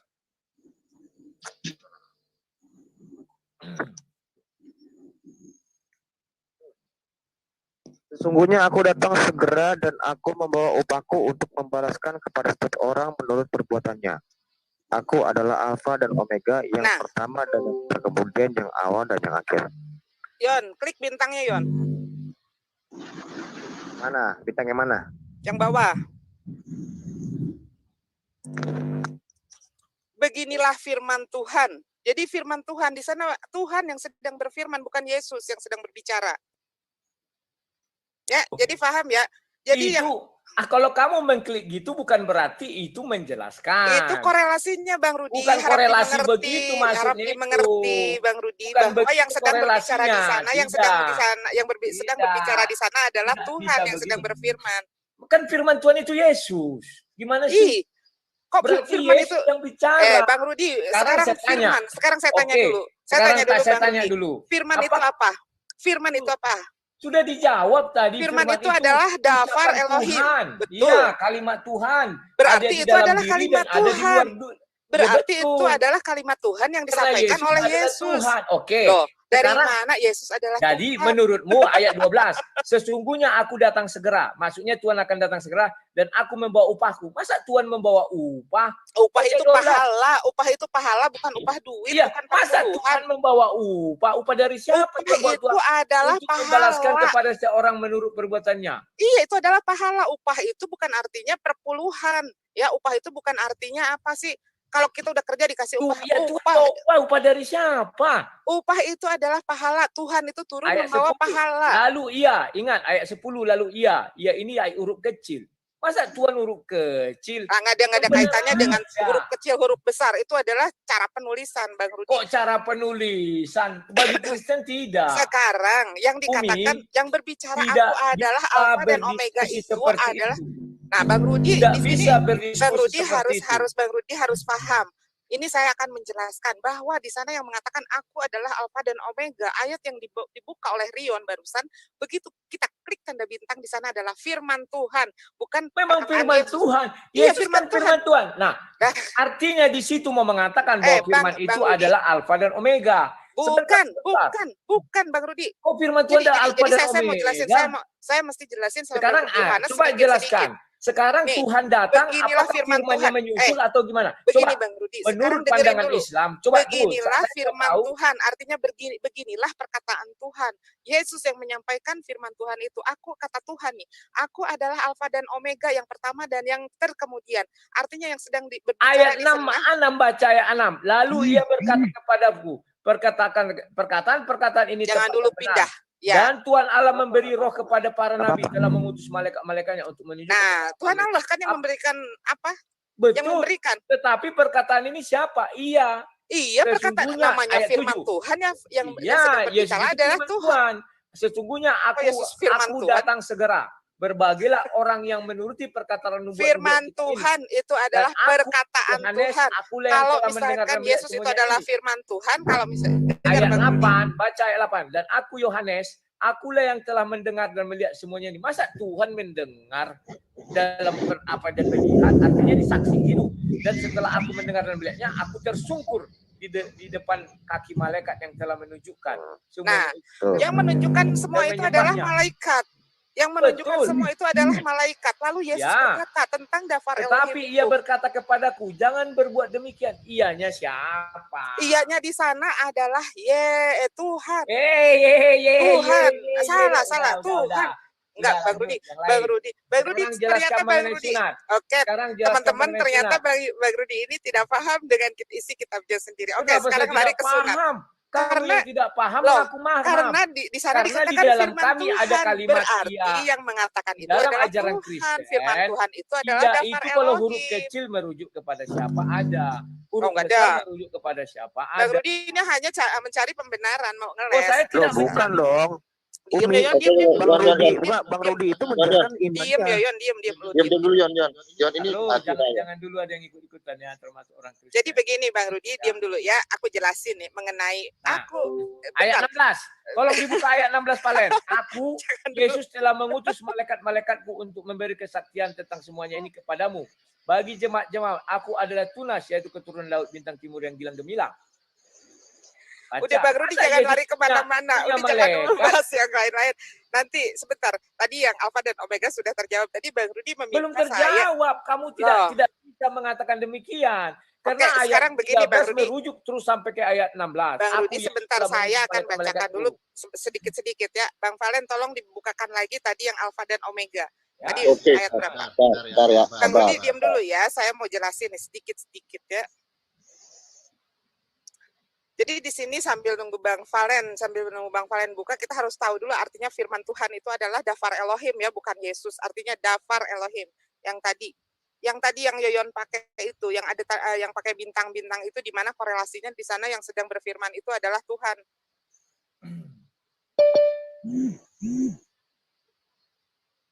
Di mana? Di kitab apa? Di kitab apa Bang Rudi? Apanya? Yang mengenai Alfa dan Omega tadi. Wah, banyak itu di Wahyu. Enggak, yang tadi dibahas 22 ayat 13. Coba Bang Fren dari kitab online. Wahyu 21 ayat 6.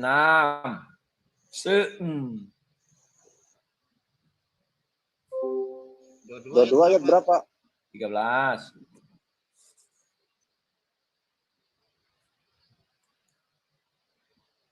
Dapat? Ya, ini. Nah ini kan. Ayo, sudah kembali ke ini topik. Sekarang kembali ke surga. Ayo, bagaimana surga Islam itu, jelaskan. Itu enggak ranahmu itu kan sudah menurut kitab kami begitu. Oke lah ya, tidak udah bisa. anggap sudah selesai ya, Alfa dan Omega anggap sudah selesai ya. Silakan. Oke, tadi Bang Rudi bertanya kepada aku di mana sih ada kata milah gitu kan? Ya. Itu banyak sekali di dalam Al-Qur'an ya.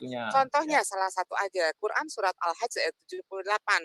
Ya, kemudian kami wahyukan kepada Muhammad, ikutilah agama Ibrahim seorang yang hanif ya, dan bukanlah dia termasuk orang-orang yang mempersekutukan Tuhan. Jadi sudah sangat jelas ya. Islam itu terus sunatnya di mana? Lah, ini milah Ibrahim itu adalah ajaran. Iya, apa ajarannya? Ibrahim. Tunjukkan mana sunat. Salah satunya ajarannya. Sunat. Salah yang mana? Di mana itu terdapat ajarannya? Kok terdapat ajarannya? Ini sudah jelas Quran surat Al-Hajj. Quran surat Al-Hajj 78 bahwa umat Islam diperintahkan untuk mengikuti milah Ibrahim yang hanif. Apa saja milah Ibrahim itu? Banyak, termasuk sunat. Mana ayatnya? Mana ayatnya? Ayatnya tadi yang di Kejadian itu. Loh, Kejadian itu bukan punya Allah SWT itu, Dek. Kan Allah memerintahkan untuk mengikuti milah Ibrahim, bahwa Ibrahim memerintahkan untuk disunat karena kami umat Islam adalah mana ayatnya milah Ibrahim itu? Saya mau lihat. Barusan saya sudah katakan. Di mana? Ya ampun. Di Quran surat Al-Hajj 78. Ya. Milah Ibrahim salah satunya sunat. Sunat salah satunya sunat itu ada di Kejadian. Kejadian itu memang punyanya Allah SWT. Loh, karena Allah memerintahkan umat Islam mengikuti milah Ibrahim. Milah Ibrahim tentang sunat di mana? Dengerin. Milah Ibrahim tentang sunat ada di Kejadian. Bahwa sunat itu adalah ya iya. Semua juga semua kitab suci itu adalah kitab yang diturunkan. Siapa bapaknya Ibrahim? Nah, dengerin dulu. Semua kitab suci itu adalah kitab-kitabnya Allah yang diturunkan kepada para rasulnya. Iya, sekarang jadi termasuk Kejadian pun itu adalah salah satu isi dari bapaknya Ibrahim.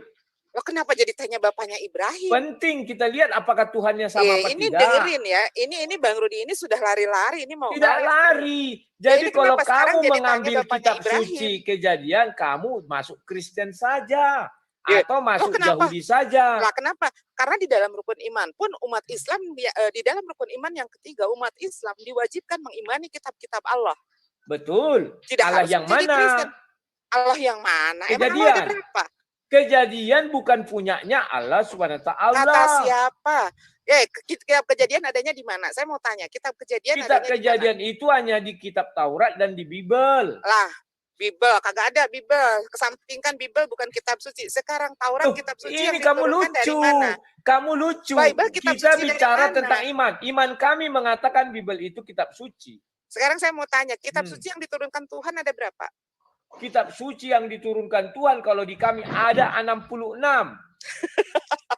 Kok ketawa? Kitab suci yang diturunkan Tuhan. Nih, yang diturunkan Allah pertama adalah Taurat.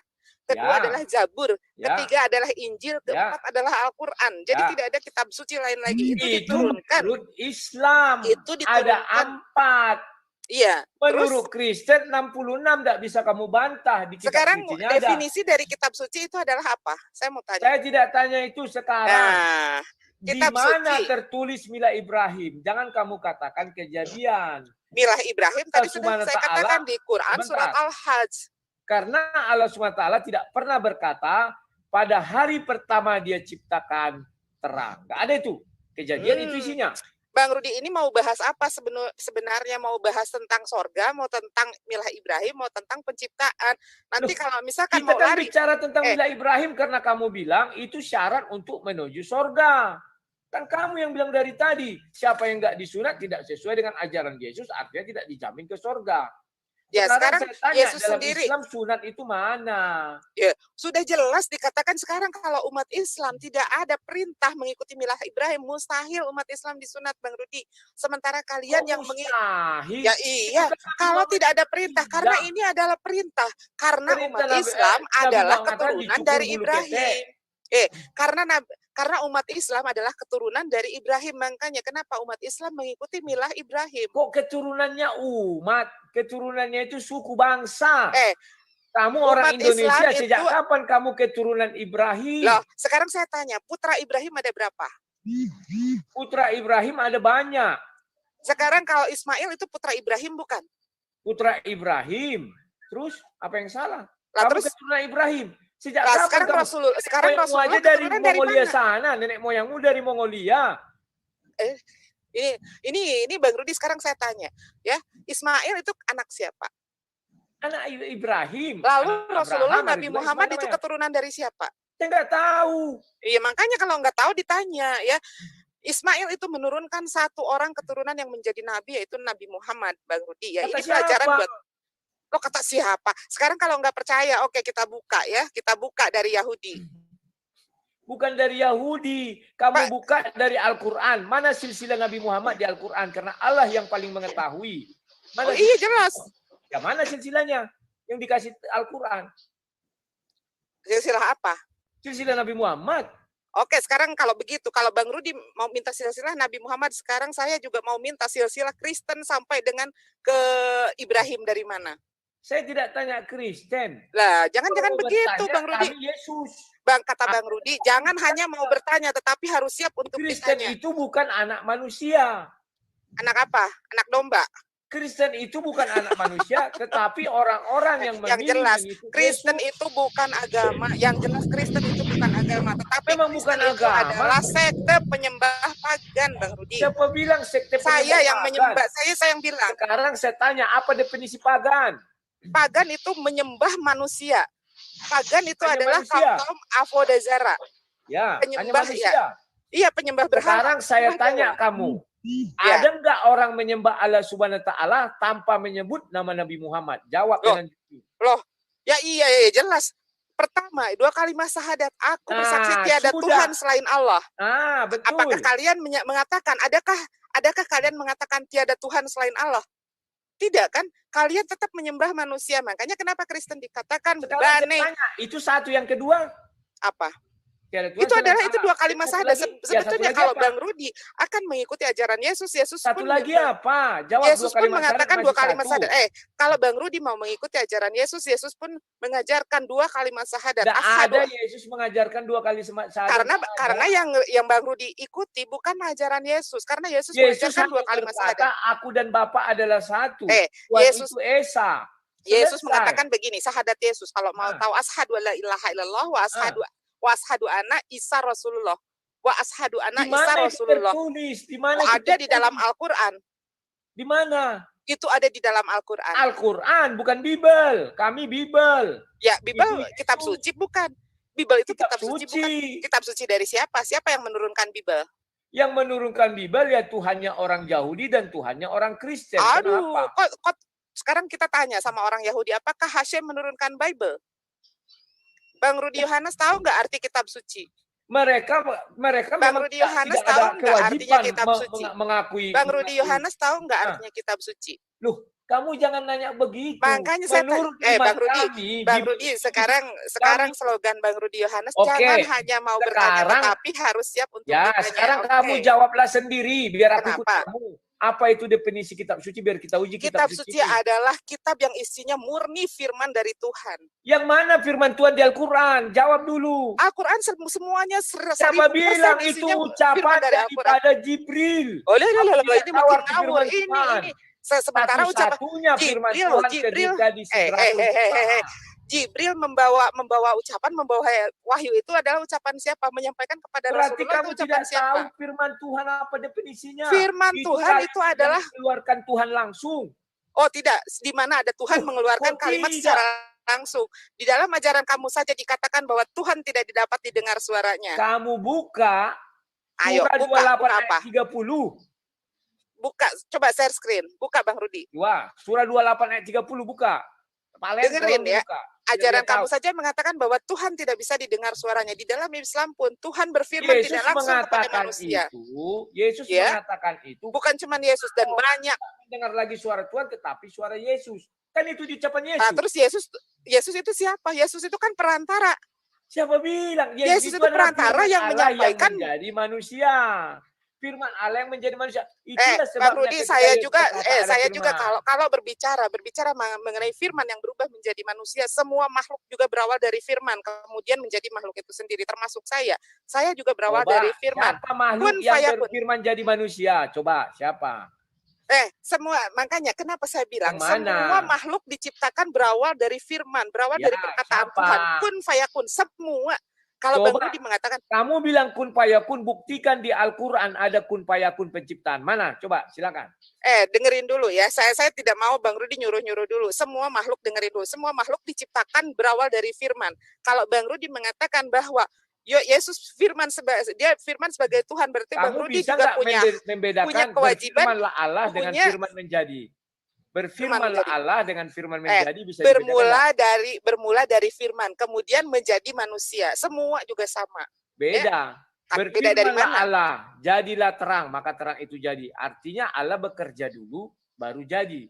Tetapi firman menjadi manusia, kalau sekarang sudah jelas semua makhluk diciptakan dari firman. Kemudian ditambah lagi bahwa Yesus ada roh Allah atau rohullah. Betul nggak? Bukan cuma Yesus. Bukan cuma Yesus yang rohullah ya. Ada Nabi Nabi Yahya. Dia juga adalah rohullah. Dia diciptakan juga dari mana tertulis. Oke Bang Rudi, kita lagi dialog, jangan dulu minta. Nanti belakangan saya akan tunjukkan ayatnya. Oke? Sebentar, saya tunjukkan sekalian ya. Yohanes itu tercipta dari hubungan suami istri. Sama seperti Abraham. Tunjukkan kalau Bang Rudi minta ayatnya, Bang Rudi juga tunjukkan kalau Yahya dia adalah tercipta dari hubungan manusia. Ya kamu buka aja Lukas 2 itu, Lukas 1. Coba buka Bang Rudi, buka. Jangan hanya Bang Rudi minta aku harus buktikan Bang Rudi sendiri. Loh, enak banget. Saya disuruh buka sendiri, Bang Rudi sekarang nyuruh admin. Ya, kan tugas dia, kamu juga minta dia dong, tampilkan di layar. Oke, Bang Valen. Ya, gimana? Bentar. Buka Lukas 1 dulu biar kubacakan. Lukas 1 dulu waktunya. Lukas 1P. Ya. Bacakan ayat 11. Dari ayat 11 ya.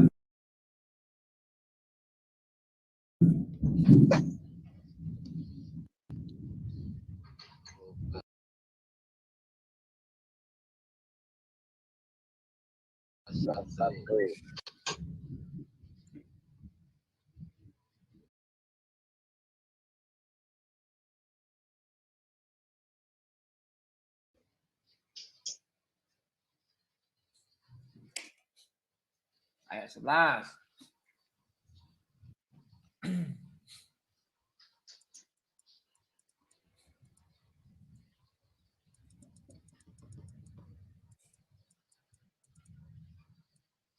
Wah, penontonku tembus 1.500. Mantap. Oke, udah silakan. Bacakan.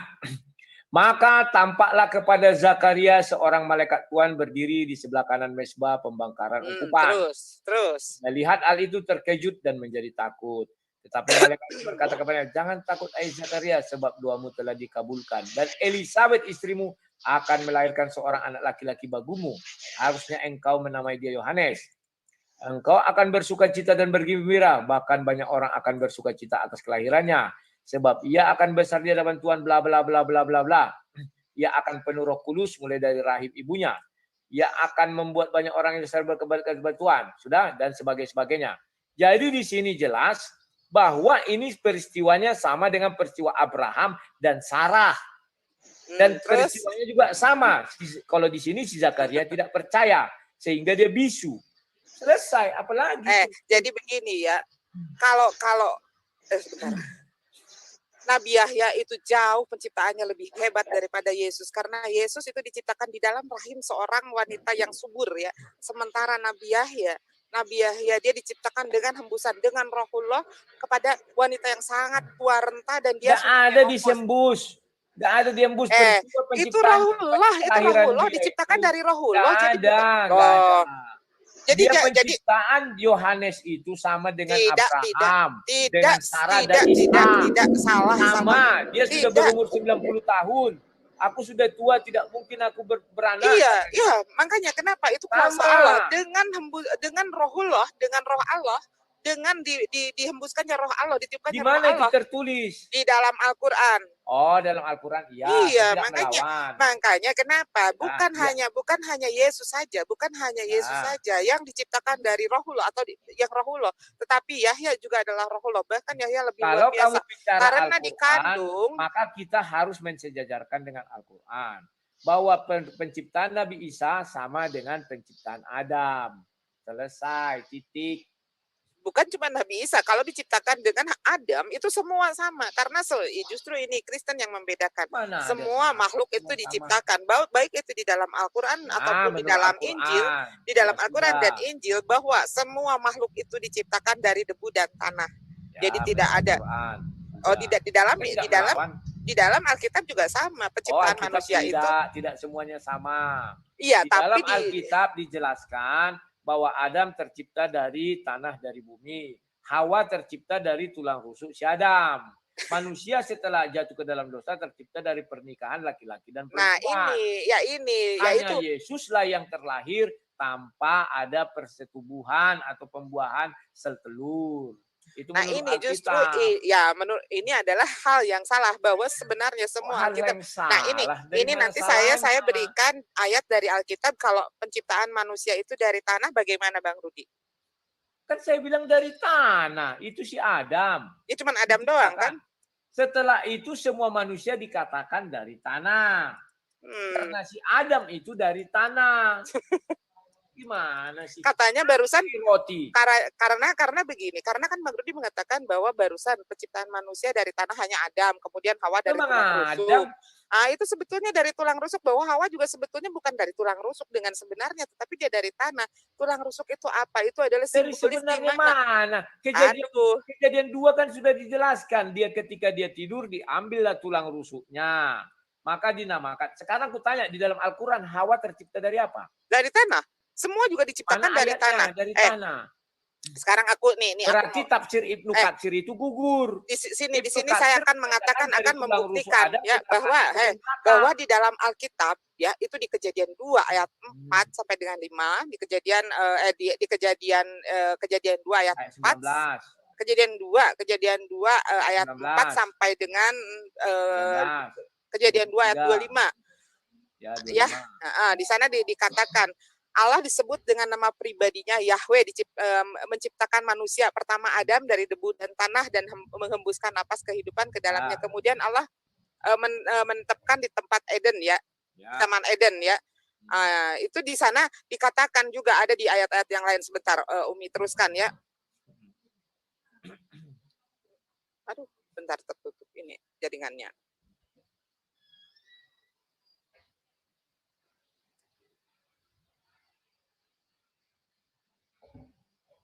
Oke, bisa dilanjut. Waktu tinggal 9 menit.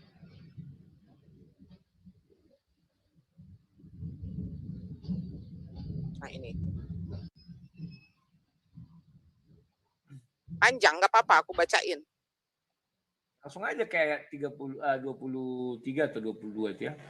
21, 22, 23 langsung situ aja. Ketika dia tertidur.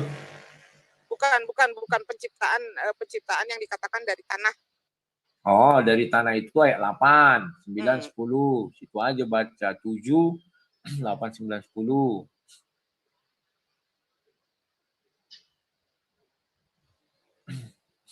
Kalau di Al-Quran ada dengan kedua tangan. Allah punya tangan, diciptakannya lah, disuruhnya iblis. Sembahlah dia. Kenapa kamu tidak mau menyembah? Aku ciptakan dengan tanganku sendiri, katanya kan.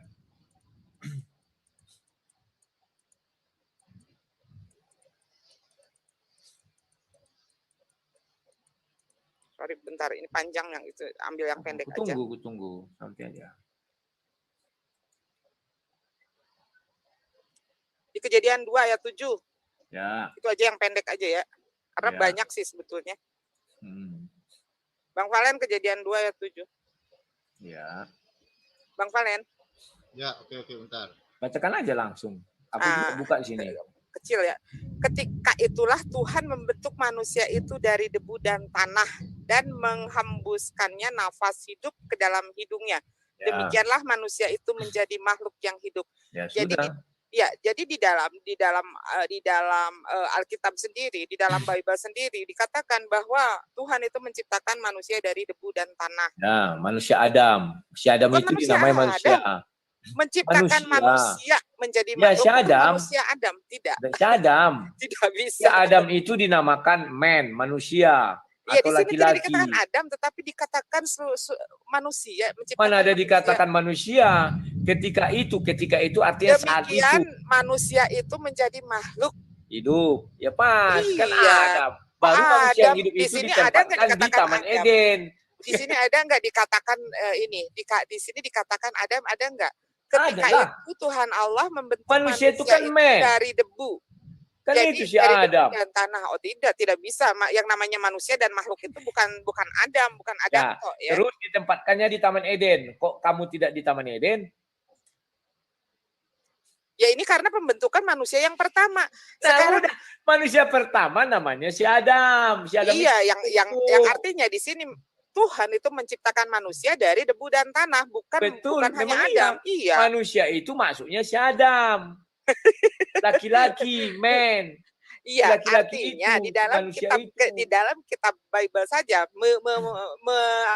mengakui bahwa penciptaan manusia dan makhluk itu dibuat dari debu dan tanah, bukan dibuat ya bukan dibuat dari onde-onde begitu. Betul. Kan kalau yang dibuat dari onde-onde itu Tritunggal, isinya adalah wijen, jangan kacang hijau dan ketan. Ya iya, karena benar kan, emosi. bukan emosi. Sekarang aku bilang emosi.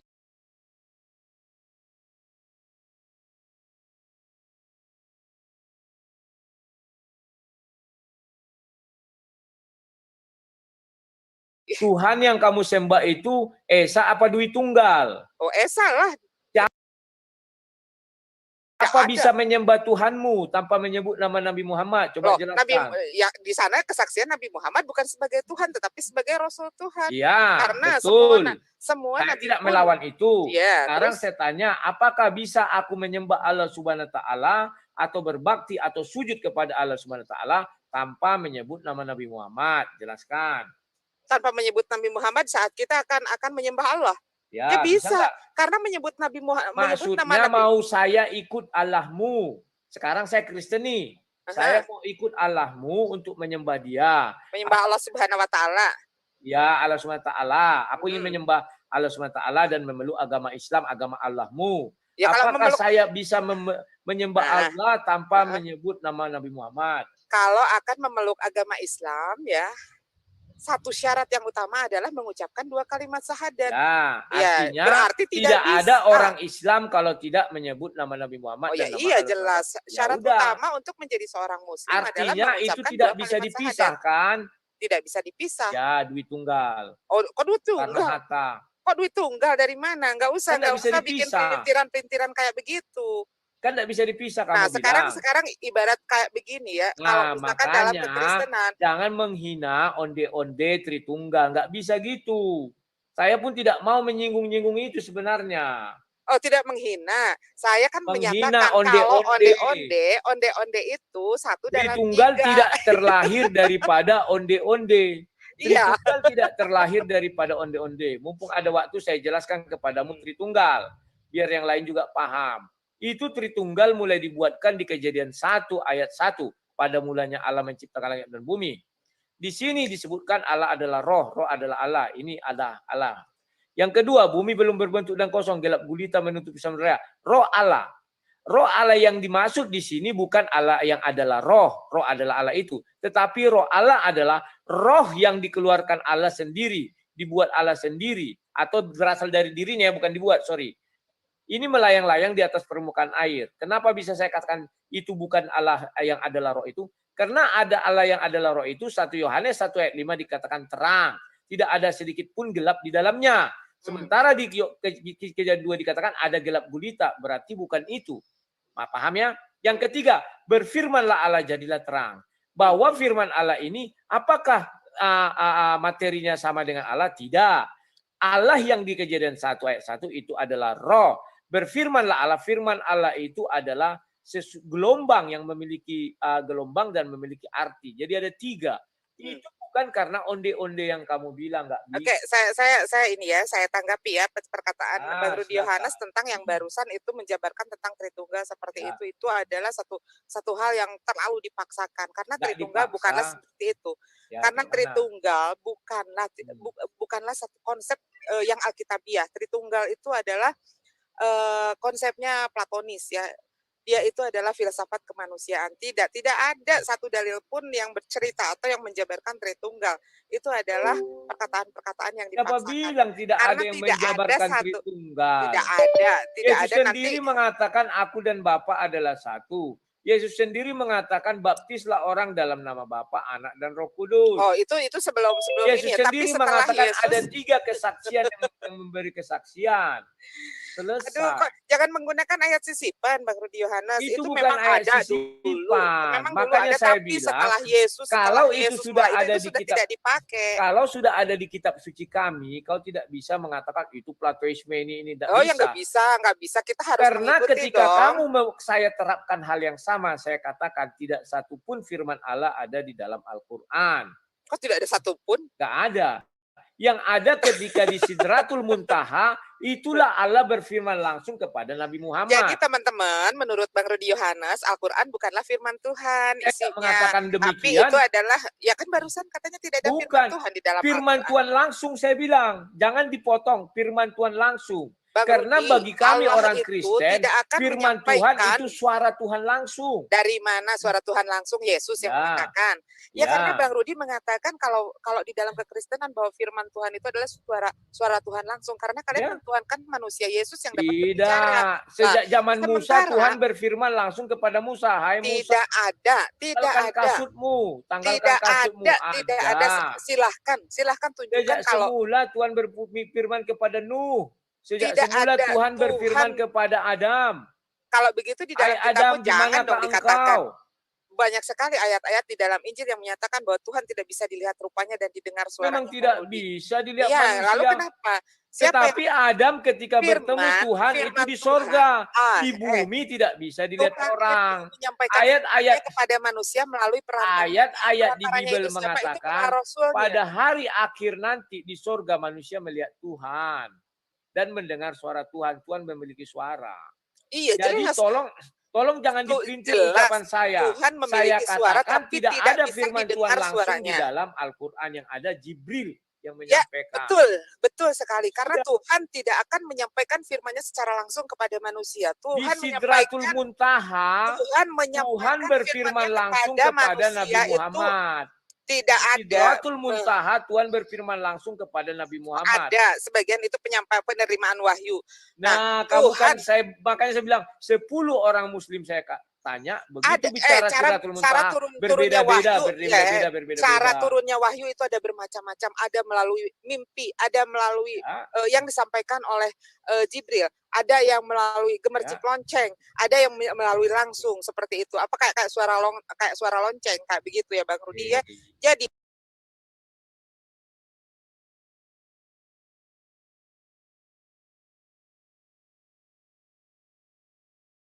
Al-Quran itu adalah seluruhnya isi firman Tuhan. Karena itu harus terjadi dua arah gitu, harus terjadi dua arah. Tetapi overall saya suka debat dengan Bang Rudi. Saya berbeda dengan penganut Trinitas yang lain karena mereka selalu menghujat gitu ya, menghujat kalau sudah mentok di dalil mereka rata-rata selalu menghujat personal. Paling tidak saya sukai Bang Rudi. Tapi Bang Rudi luar biasa kalau menurut saya. Overall saya bilang Bang Rudi good lah ya kalau untuk terima kasih saya. Sama-sama ganteng. Oke, kita thank you Bang Rudi ya. Langsung out ya. Terima kasih. Oke, thank you. Valen, terima kasih sama-sama. banyak ya. Mari Bang Rudi. Oke, kayaknya ada yang mau ini lagi ya, ada yang mau lihat dialog lagi kayaknya nih. Mana sih itu siapa? Si Yoyon tadi mana?